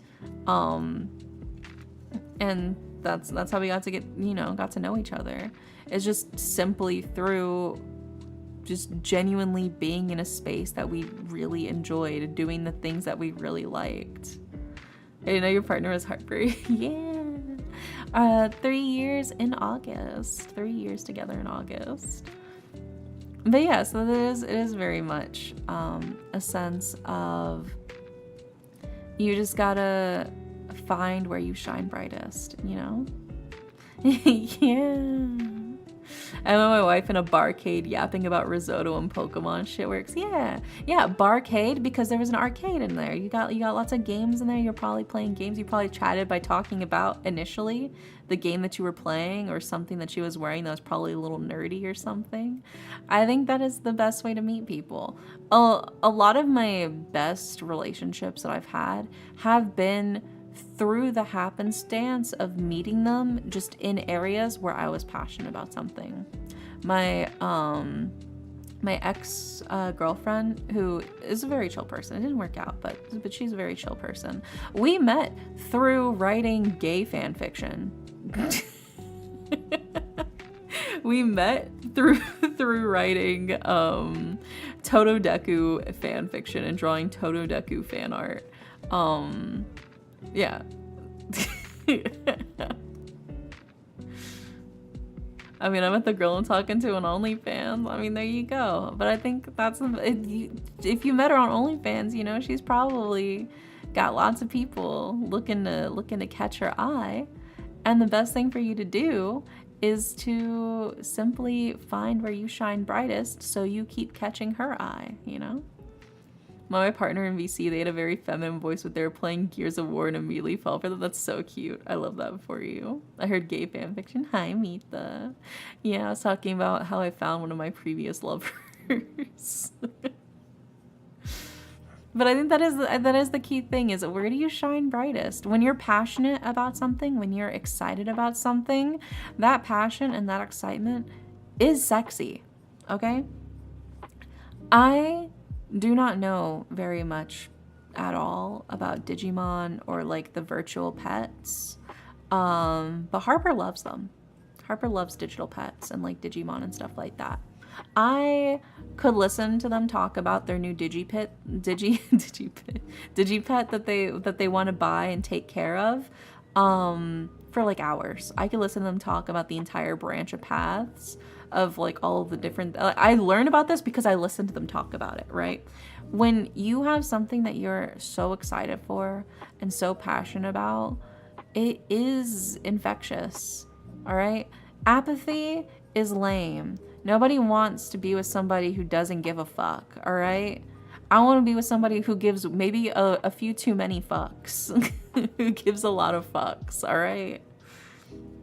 And I think that's the case in a lot of relationships. You want to be with somebody who will openly give a fuck, right? And what better way to find them than in a space where you can see how much they care about something, right? So there you go. I hope that helps. Shine bright like a diamond. There you go. Fingers crossed that I believe in you.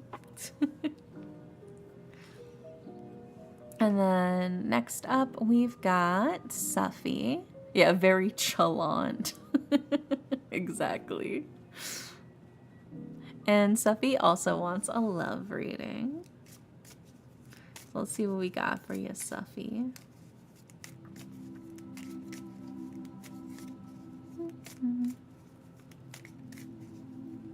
Love is in the air. Yeah. Just pick up one of the many people going bananas over Uma Musume. Yeah, true. The horse girl Yuri. It'll take over the world.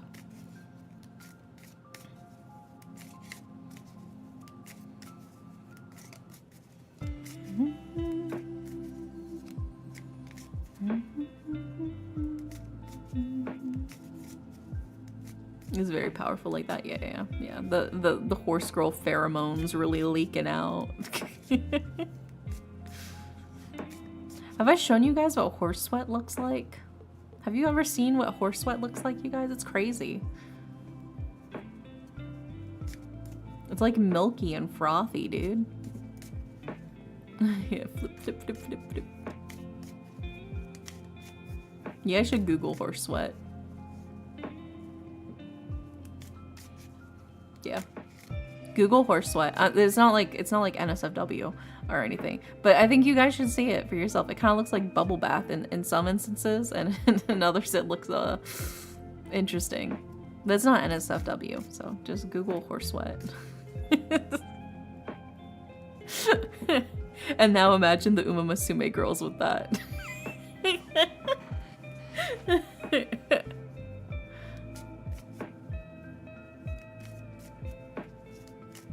Oh, look, perfect time for an ad break.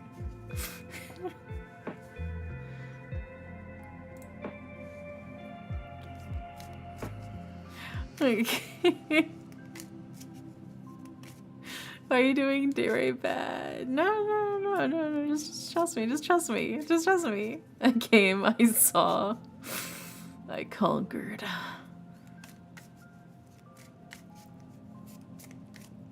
You know how it is. You know how it is with spaghetti. I'm just saying, imagine the Uma Musume girls if they had a realistic horse sweat. That's all I'm saying. I don't think that's that controversial or crazy of a take to have.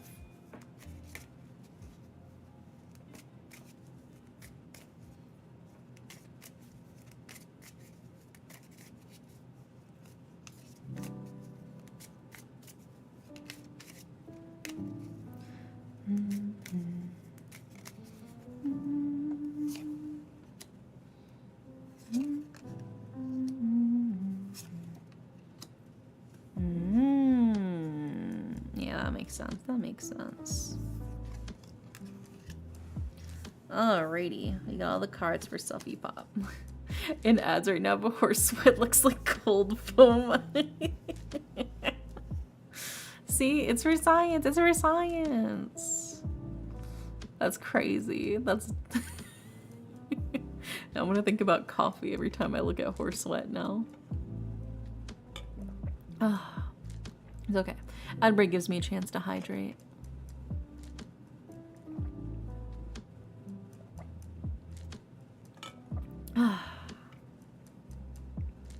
Very refreshing. Let me see. Let me see the description on this one. I don't think I've actually pulled this one on stream before.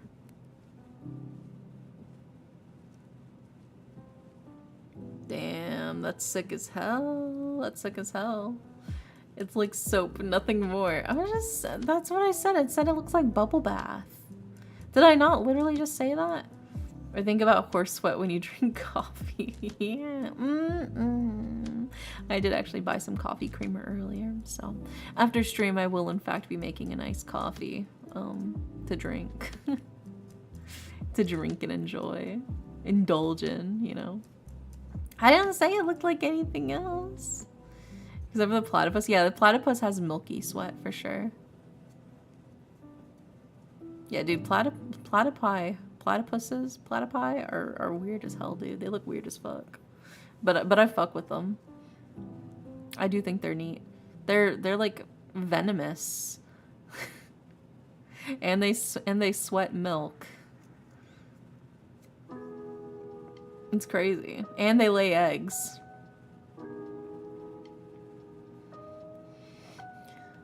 The platypus, don't call them that. Don't call them that. No.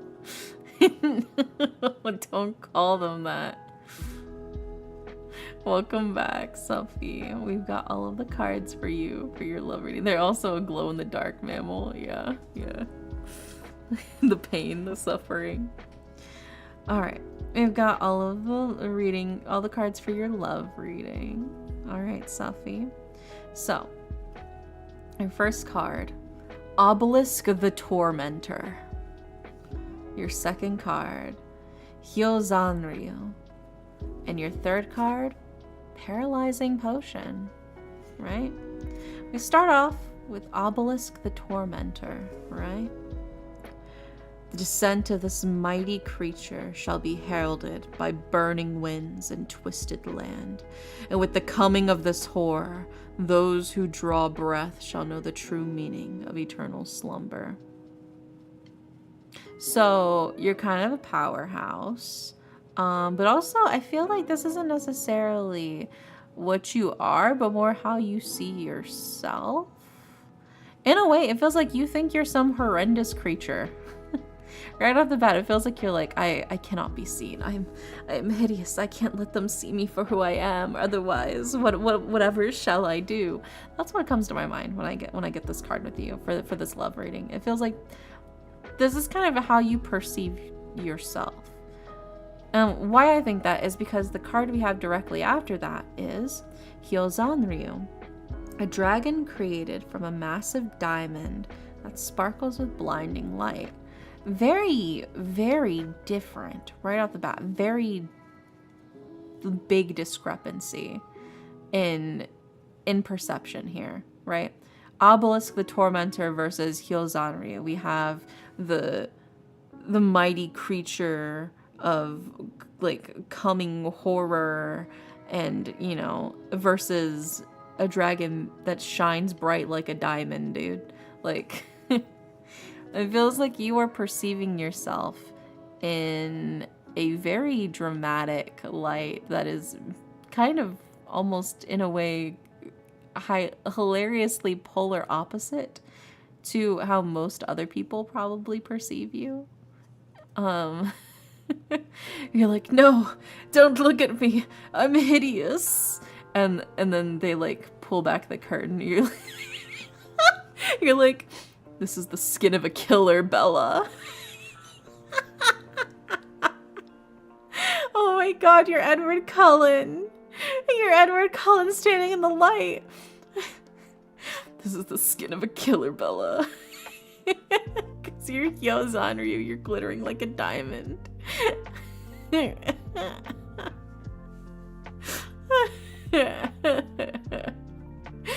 Yeah, they pull back the curtain and it's handsome Squidward. Yeah. Yeah. Oh my god. So we have these very, very distinctly different views of you, right? And in terms of your love. So to me, it feels like you probably deem yourself, perhaps you deem yourself unworthy. You probably deem yourself as unlovable, unworthy. Oh, well, you know, I don't really I don't really deserve to be happy. I don't really deserve to fall in love. Who's going to fall in love with me anyway, right? So I should just stay to myself. I should just stick to what I know because, I mean, why would they? Why would they want me, right? And I can feel that because we have paralyzing potion, right? A non-machine type monster equipped with this card cannot attack. You feel stuck in place. You feel frozen. You're like, I want to be loved. I want to feel love. But also I'm scared to maybe take that step because I can't tell them that I'm Obelisk the Tormentor, right?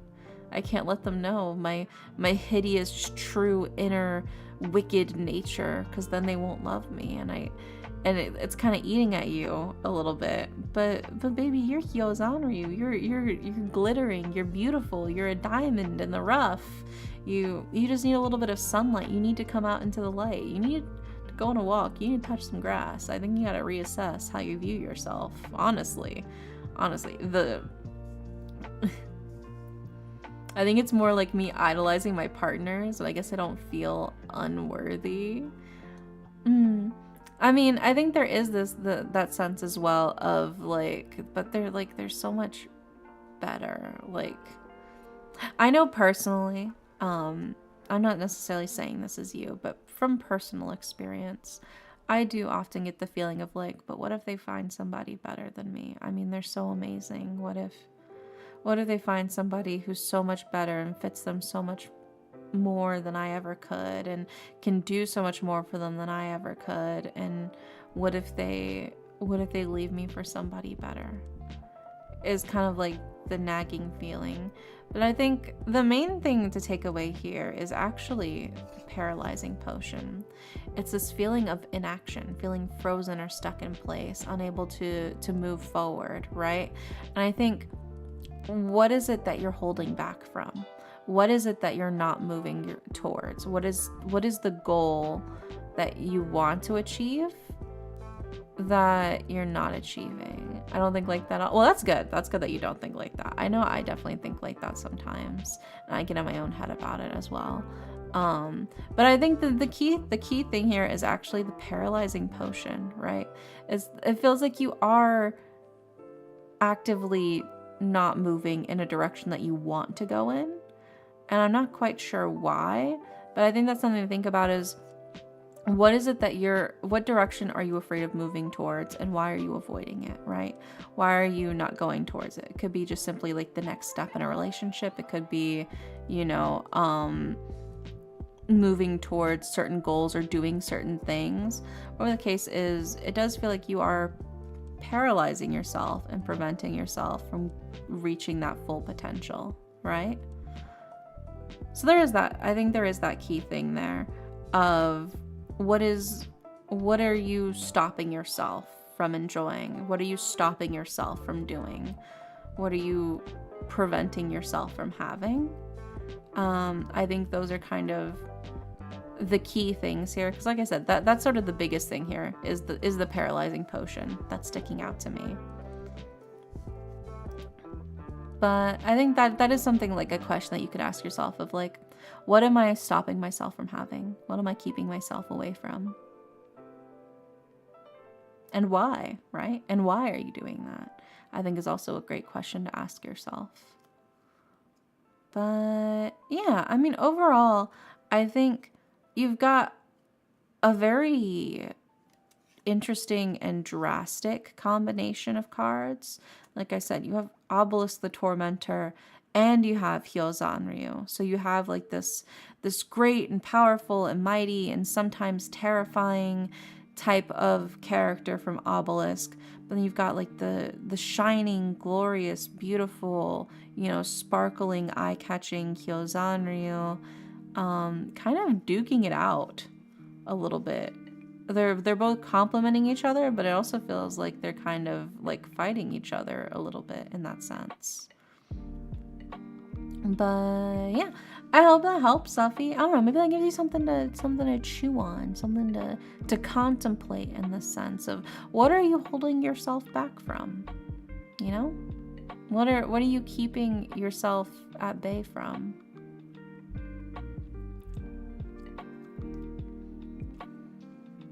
I don't think I'm paralyzed at all when it comes to love, but then again, my ex's energy's been skewing some of my love readings, so it might be his. It's possible.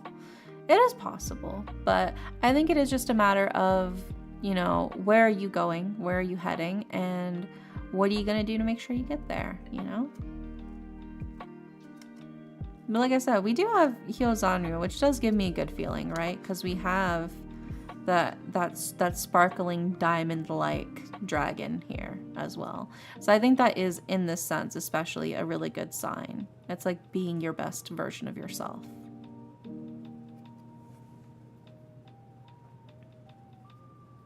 But yeah, I mean, like I said, it could just give you something to chew on. Love reading, like a radar for love. Yeah, beep, beep, beep, beep, beep, beep, beep, beep, beep, beep. Yeah, love readings, love radar. Yeah, I hope that helps, Sophie. Fingers crossed. Like I said, it's just a good way to just start thinking outside the box in different ways. So hi, Marsh. Welcome in. Welcome in. All right, I think we are officially caught up. So, is there anybody else who would like to snag a reading? Anybody else looking to claim a spot with the Yu-Gi-Oh reading? Please. What would you like for your reading, Marsh?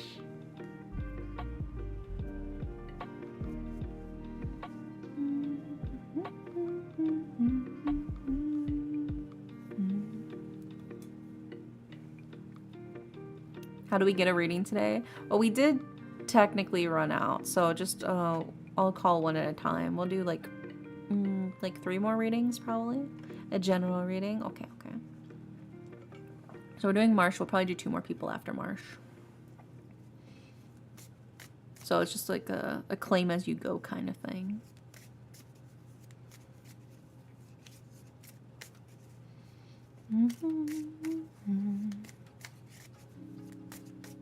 Yeah.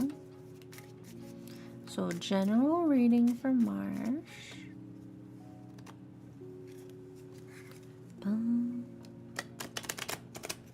Gotta shuffle these cards a little more.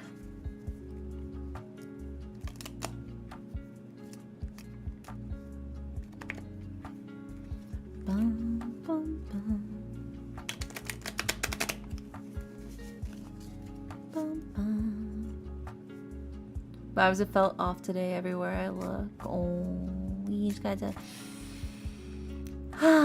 take a breather. Nice deep breath. Also, hi, Cryo. Welcome in. How are you? What's poppin'?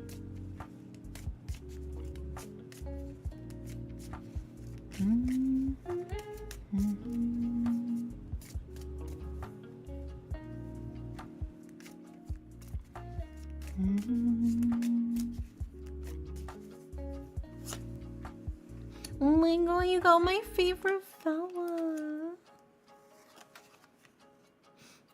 You got my favorite fella. So, we start off with Big Koala, my favorite fella. Then we've got Dragged Down into the Grave and Guardian of the Throne. This one keeps coming up today. The Guardian of the Throne keeps popping up. It's pretty crazy. Well, both of my Guardian of the Throne that I have keep popping up. This is the second time for this one, and then we pulled the other one like 2 or 3 times as well. So we start with Big Koala, a species of huge des koala. He's meek, but people are afraid of him because he's very powerful. He's just a fella. He's eating his trees like broccoli. I love him. I love Big Koala. He's my favorite guy in all of Yu-Gi-Oh! Fuck all the dragons, dude. Big Koala's where it's at. Anyway, so there is this sort of like somebody who looks really, really scary and intimidating on the outside, but they're just trying to live their life. They're just trying to do what they can for themselves. you know, baby steps towards what they want, even if, you know, other people maybe misunderstand them or potentially even assume the worst in them and their intentions. You're just trying to live your life. You're just trying to do what you can for yourself. And then we followed up with drag down into the grave. Both players reveal their hands and each chooses one card from their opponent's hand.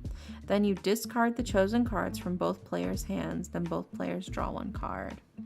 There is very much this sense of, as you're trying to move forward, it feels like you've met some of the most insufferable people, but they've also met you.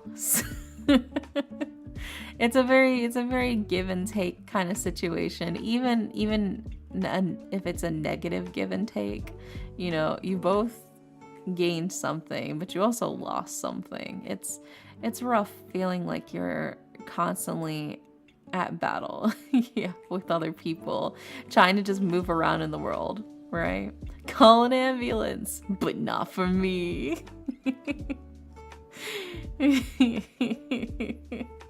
Exactly. But we also follow that up as well with Guardian of the Throne Room, right? A robot guard built to protect the throne room, and it's armed with homing missiles. So again, it feels like you're not necessarily the first to strike. You're not necessarily the first to actively seek out or fight anybody. But if push comes to shove, you're willing to do what it takes to make sure they stay the fuck away from you, right? Like I said, you probably got a face where they'd be like, oh, you must be up to no good. Oh, you must be trying to start some shit. People maybe assume the worst intentions out of you, even if you really are just trying to vibe, just trying to live your life, just trying to do your thing, you know? In that sense, it feels like you're very misrepresented, I think, is kind of the big thing. Oh, the Shimas are on the ceiling. Yeah, they're climbing. They're working so hard to stay up. Let's hope they don't fall. But yeah, I think it is very much a huge thing of, you're just trying to live your life. You're just trying to do what you can for yourself. You're just trying to protect what's important to you. And yet people keep fucking with you because they think you're trying to do something else. You're like, no, I'm literally just trying to mind my own fucking business. And they're like, no, that clearly can't be why you're here. That clearly can't be what you're trying to do here. You must be trying to do something else, right? And you're like, no, I'm literally just trying to mind my fucking business. And then they start shit with you, and you have to be like, well, load's gun.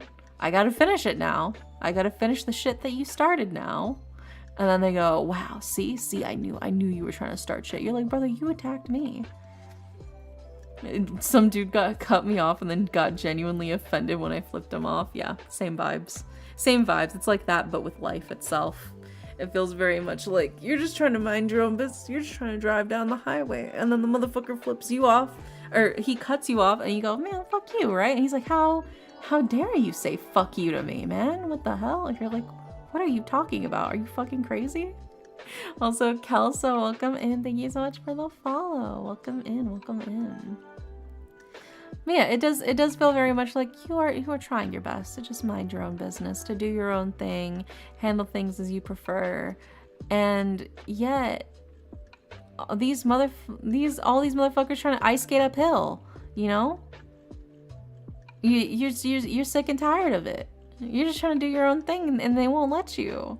And you're like, well, now I gotta finish what they started, because otherwise they won't leave me the fuck alone. But then they act like it's a gotcha. I don't know. It sounds exhausting, man. It sounds exhausting. Stay strong, Marsh. Stay strong. It's rough out there, buddy. That's all I can really say. It's rough out there. Yeah. Fingers crossed. Hopefully that helps, Marsh. Yeah, some people are just like crazy entitled and weird about that kind of stuff. They're like, how dare you direct your anger at me after I've done something really shitty? Clearly this is all just a way to attack me personally. It's like, brother, you started this. What are you talking about? What are you on about? But yeah. Okay. So, for those of you in chat who have not gotten a reading yet from me today, and you will like one, let me know. Tell me. Tell me if you would like one.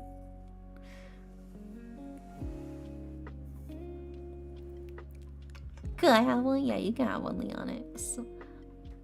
Yeah, we'll do, that's perfect. We'll do Leonix, and then after Leonix, we'll do Kelsa. Is that okay, Kelsa? What would you like your reading on, Leonix?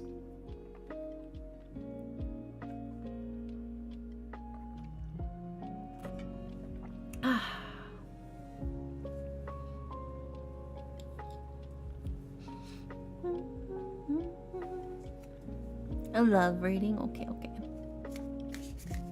We'll see what we get for your love reading.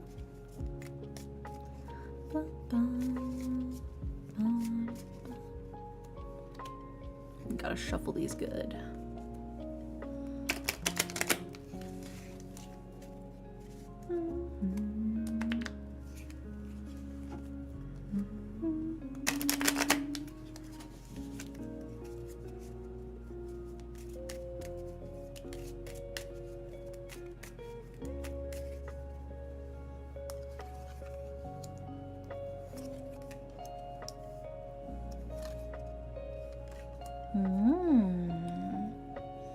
This is an interesting combo. This is a very interesting combo. All right. So, Leonix, for your love reading, we have Neo Bug, Dragged Down into the Grave, and Maju Garzette. So, we start with Neo Bug. A huge bug-like monster said to come from another planet. It gathers and swarms. So like I mentioned before, like the last time I got this card, I instantly think of community. You know, the swarms, the community wanting to be, you know, seen and with others and, you know, in a sense protected, right? Animals and insects, they swarm as a protective measure because individually they're kind of weak. But when you've got a lot of them all together, it's a lot harder to attack them. Right? That's why, you know, animals and insects tend to collect together in this sort of like massive collective. It's because it's just genuinely a lot safer to be around a lot more people or a lot more of the similar to keep everybody safe, right? So there's this desire to be around a lot of people. Yeah. Go forth, my exoskeletal swarm. Yeah. But then we also followed up with Dragged Down into the Grave, right? So as much as we have this very sweet community that you long to be a part of, we also have Dragged Down to the Grave. Both players reveal their hands. Each chooses one card from the opponent's hand. Then you discard the chosen cards from both players' hands, and then both players draw one card. So again, it's a sense of like pulling each other backwards. It's like crabs in a bucket. I don't know if you've ever heard that expression before, but you put a bunch of crabs in a bucket and they all try to climb out, but they'll end up pulling each other down, trying to get each other back up, and then none of them actually make it out because they're all trying to pull each other down instead of, you know, helping each other up. In the sense, it gives me the feeling like you're trying to join a community because you want to be closer to people and you want to find love. But I don't know if this is necessarily the community for you, because it feels like it's less about helping each other up and more about reaching the top even at the expense of others. It doesn't feel like a very healthy community, right? I feel like there's probably other places you could go to build just as strong of a place for yourself, especially in terms of love. I just don't know if this specific place is it for you, right? This specific place that you're looking to go towards. I don't know if that's necessarily the best direction for you specifically. Yeah, crab don't want to see any of the crab succeed in the boondocks. And then that brings us to your final card, which is Maju Garzette. The attack of this card becomes equal to the combined original attack of the two monsters you tributed to the tribute summon of this card, right? So there is this sense of, you know, this greater than the sum of your parts. You become stronger thanks to what you can do, and also what others help do for you in that community, right? It is a matter of, you don't have to do everything alone. You don't have to endure and force yourself to go through everything alone. And I think that desire for community is what pushes you more to do more things. And I think that's why it's also doubly important that you find a good community for yourself, right? Because you could just join any old place if you really wanted to, but I don't think they'll help you grow. And in some instance, they may even tear you down for their own personal sake, because they can't risk you succeeding and not them. They got to be the ones to succeed. So I think you just have to be careful of what communities you end up drawn towards in your pursuit of love, because I think that's gonna be what sort of makes or breaks a lot of what you are genuinely looking for, right? I think it's very easy to get initially swept in. Like, no, I'm not saying this is what you're doing. I'm not saying this at all, because I do know you. Also, hi, Yokai Monster, welcome in. But for instance, like the alpha male community, right? A lot of young men are drawn to the alpha male community initially because it's about like, oh yeah, bettering yourself and working out and making money and finding this community of people who want to hustle and get stronger together, right? But then, and so initially you're like, oh yeah, this is great. Yeah, this is going to be really helpful. But then you get a little further in. You dip your toes a little more. It's like, if you're not making at least six-figure salary, you're nothing, right? And it's like, oh, okay, well then that means I guess I have to work harder. And then it's like, and if you're not going to the gym every single day and having blah blah blah blah blah and doing all of this and this and this, then you're a failure. And it becomes less about motivation and more about control. But all they wanted was a community, right? I think it's very common for a lot of younger men to fall into that sort of rabbit hole because they want a community of people who tell them that, oh no, this isn't your fault. That, you know, if you just do this and this and this is the secret formula to success, to winning, and that's all you have to do. And if you buy my course for $19.99 a month, you'll learn how to score women like you rightfully deserve. And then they start seeing, you know, all of these different things. It's a very easy, I think, community to fall into when you are looking for a place to belong, right? And that's what makes it tough, because a lot of people end up joining a lot of these communities because they just want to find a place where they belong. They want to find a place where they feel like they can be loved, even not necessarily romantically, but just platonically with friends. They want to feel loved. They want to feel important. They want to feel like they mean something to people. And these communities, although they are unhealthy communities, can lure you in. Yeah, Gabby, you'll never have handsome Squidward jawline. Remember that. You're nothing. But it is very much a thing of just be careful of what communities you find yourself in for the sake of finding a community at all and finding love at all, right? So hi, Spicy Paul, welcome in. What is Yu-Gi-Oh Tarot? I'm doing interpretive tarot readings for people based off of the Yu-Gi-Oh cards I pull from my deck. That's what it is. It's as simple as that.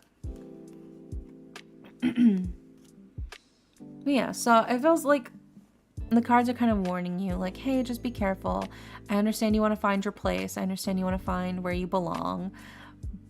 Just make sure where you're going is a good place for you, you know? And that is genuinely helping you become your best self. But yeah, just be careful, Leon. Like I said, I'm not saying that you're falling into like alpha male podcast or whatever. I'm not saying that that's what you're doing. Can you use any cards? I have used Pokemon cards. Yeah. I've been thinking it'd be cool to use Pokemon cards. I don't have any Pokemon cards physically. I do have a deck of Magic the Gathering cards somewhere, but I have to dig them up from one of my boxes. I don't know where they are. But yeah, so I have some Yu-Gi-Oh cards. And speaking of, it is now Kesla's turn. And what would you like for your reading, Kesla?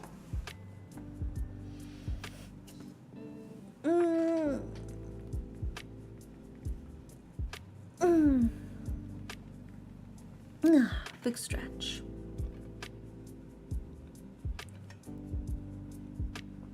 Yeah. Like I said, I just use like the alpha male podcast thing as like just like a general explanation. I don't think you're falling into that specific sphere or anything like that. But it's just more like a general warning of like, be careful and make sure that you're hanging with the right crowd, you know, the best crowd for you. Boys just want to belong with other men and do some badass shit. Yeah, for sure, for sure.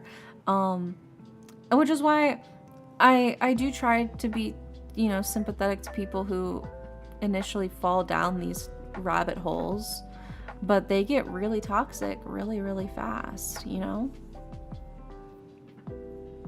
I went to Vegas for my 21st birthday and collected a bunch of call girl cards, and that would make a wild tarot reading. That would make a wild reading, actually.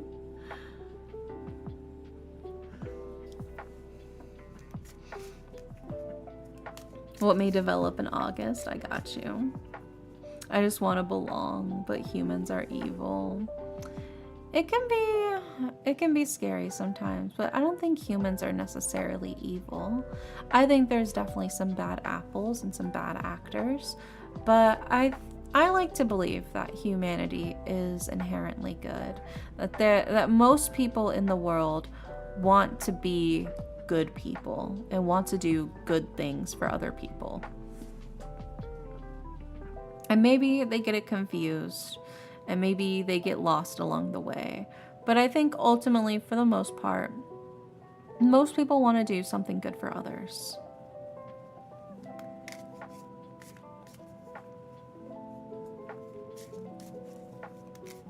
Yeah.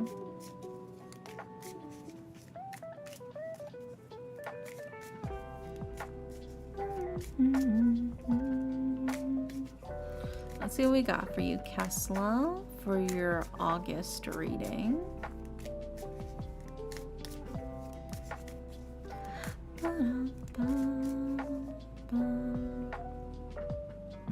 Okay, no worries, yokai. Take care.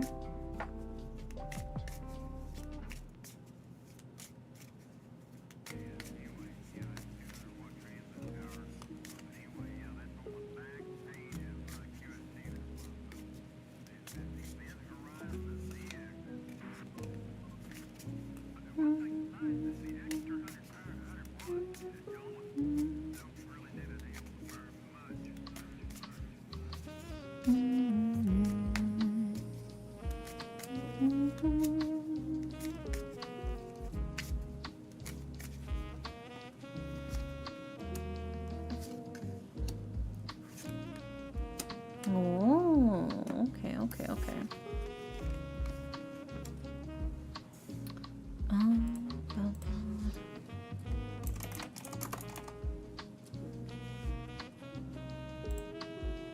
And then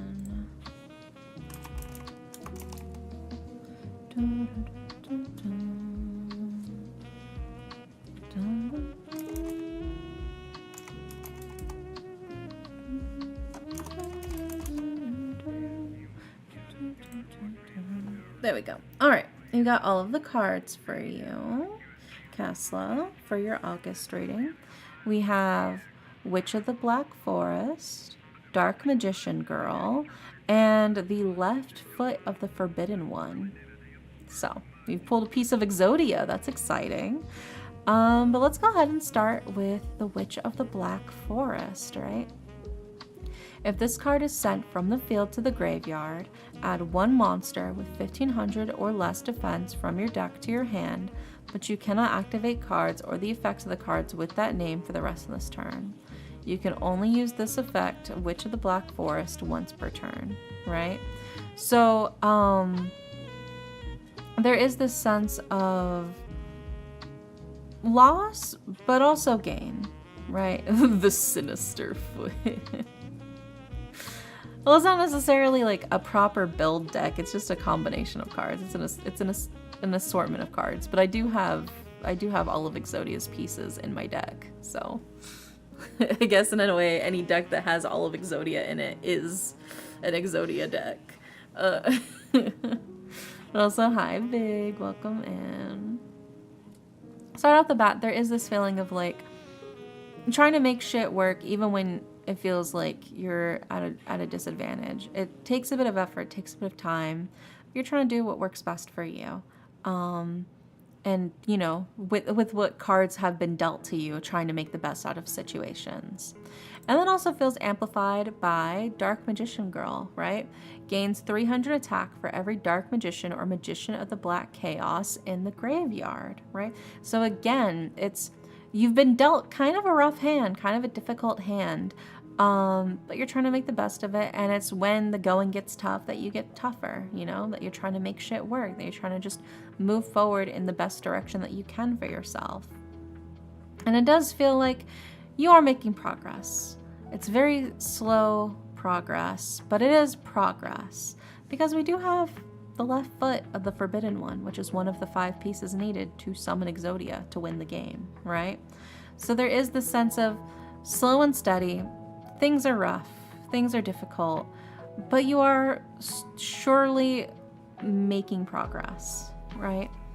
So even though things are not perfect, things are not, you know, blazing through at the level or the speed or the power that you hoped through, you are still making the absolute most out of the situation that life's kind of dealt you, right? You're not slacking in any way, shape, or form. So you definitely have that going for you, I think, as a sort of reassurance that, you know, your efforts are not in vain. Even when the going gets tough, you've always managed to find a way, you know. Life has a funny way of just working itself out over time, and it feels like you're no stranger to that feeling itself. So just slow and steady, working your way through, doing your best for yourself. It feels like things may not be perfect, but you are making progress. And I feel like sometimes that's the best you can hope for, and just hoping for the future, is that you will be making some form of progress.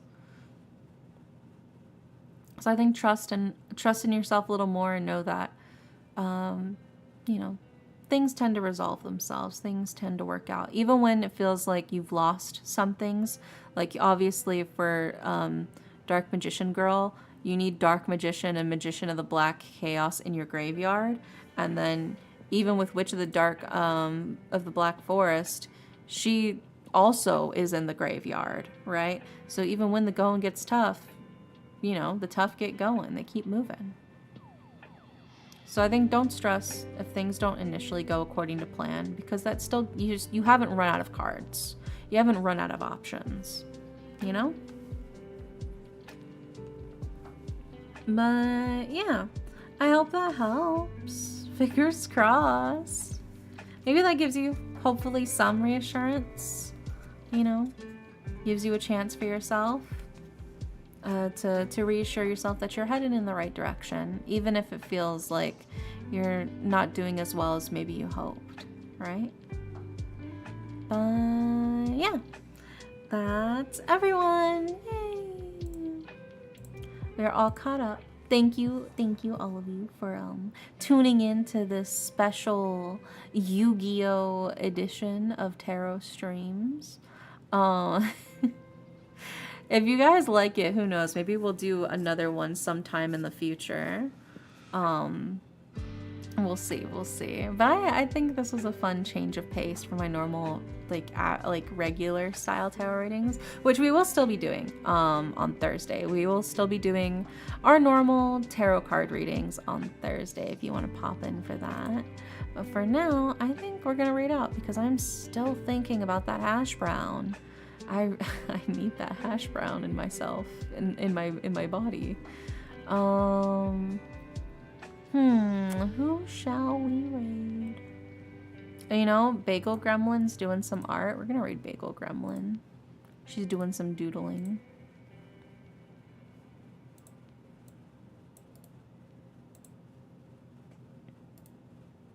Okay, So I'm gonna set this up. I love listening to tarot readings every time. I'm glad. I have a playing deck that's a fairy tale that I can read. Oh, that's so cute. I love that actually. Yeah, we're gonna read whoops, I did not copy their name right. Whoopsie poopsie. Yeah, we're gonna read Bagel Gremlin. Doing some cute art. But yeah, hopefully I will see you guys on Thursday for our normal everyday tarot reading. But yeah, if not, no worries. I'll see you when I see you. I hope you guys have a wonderful night. Poor J-Bomb arriving at the last minute. But yeah, I'll see you guys on Thursday for tarot. Good night.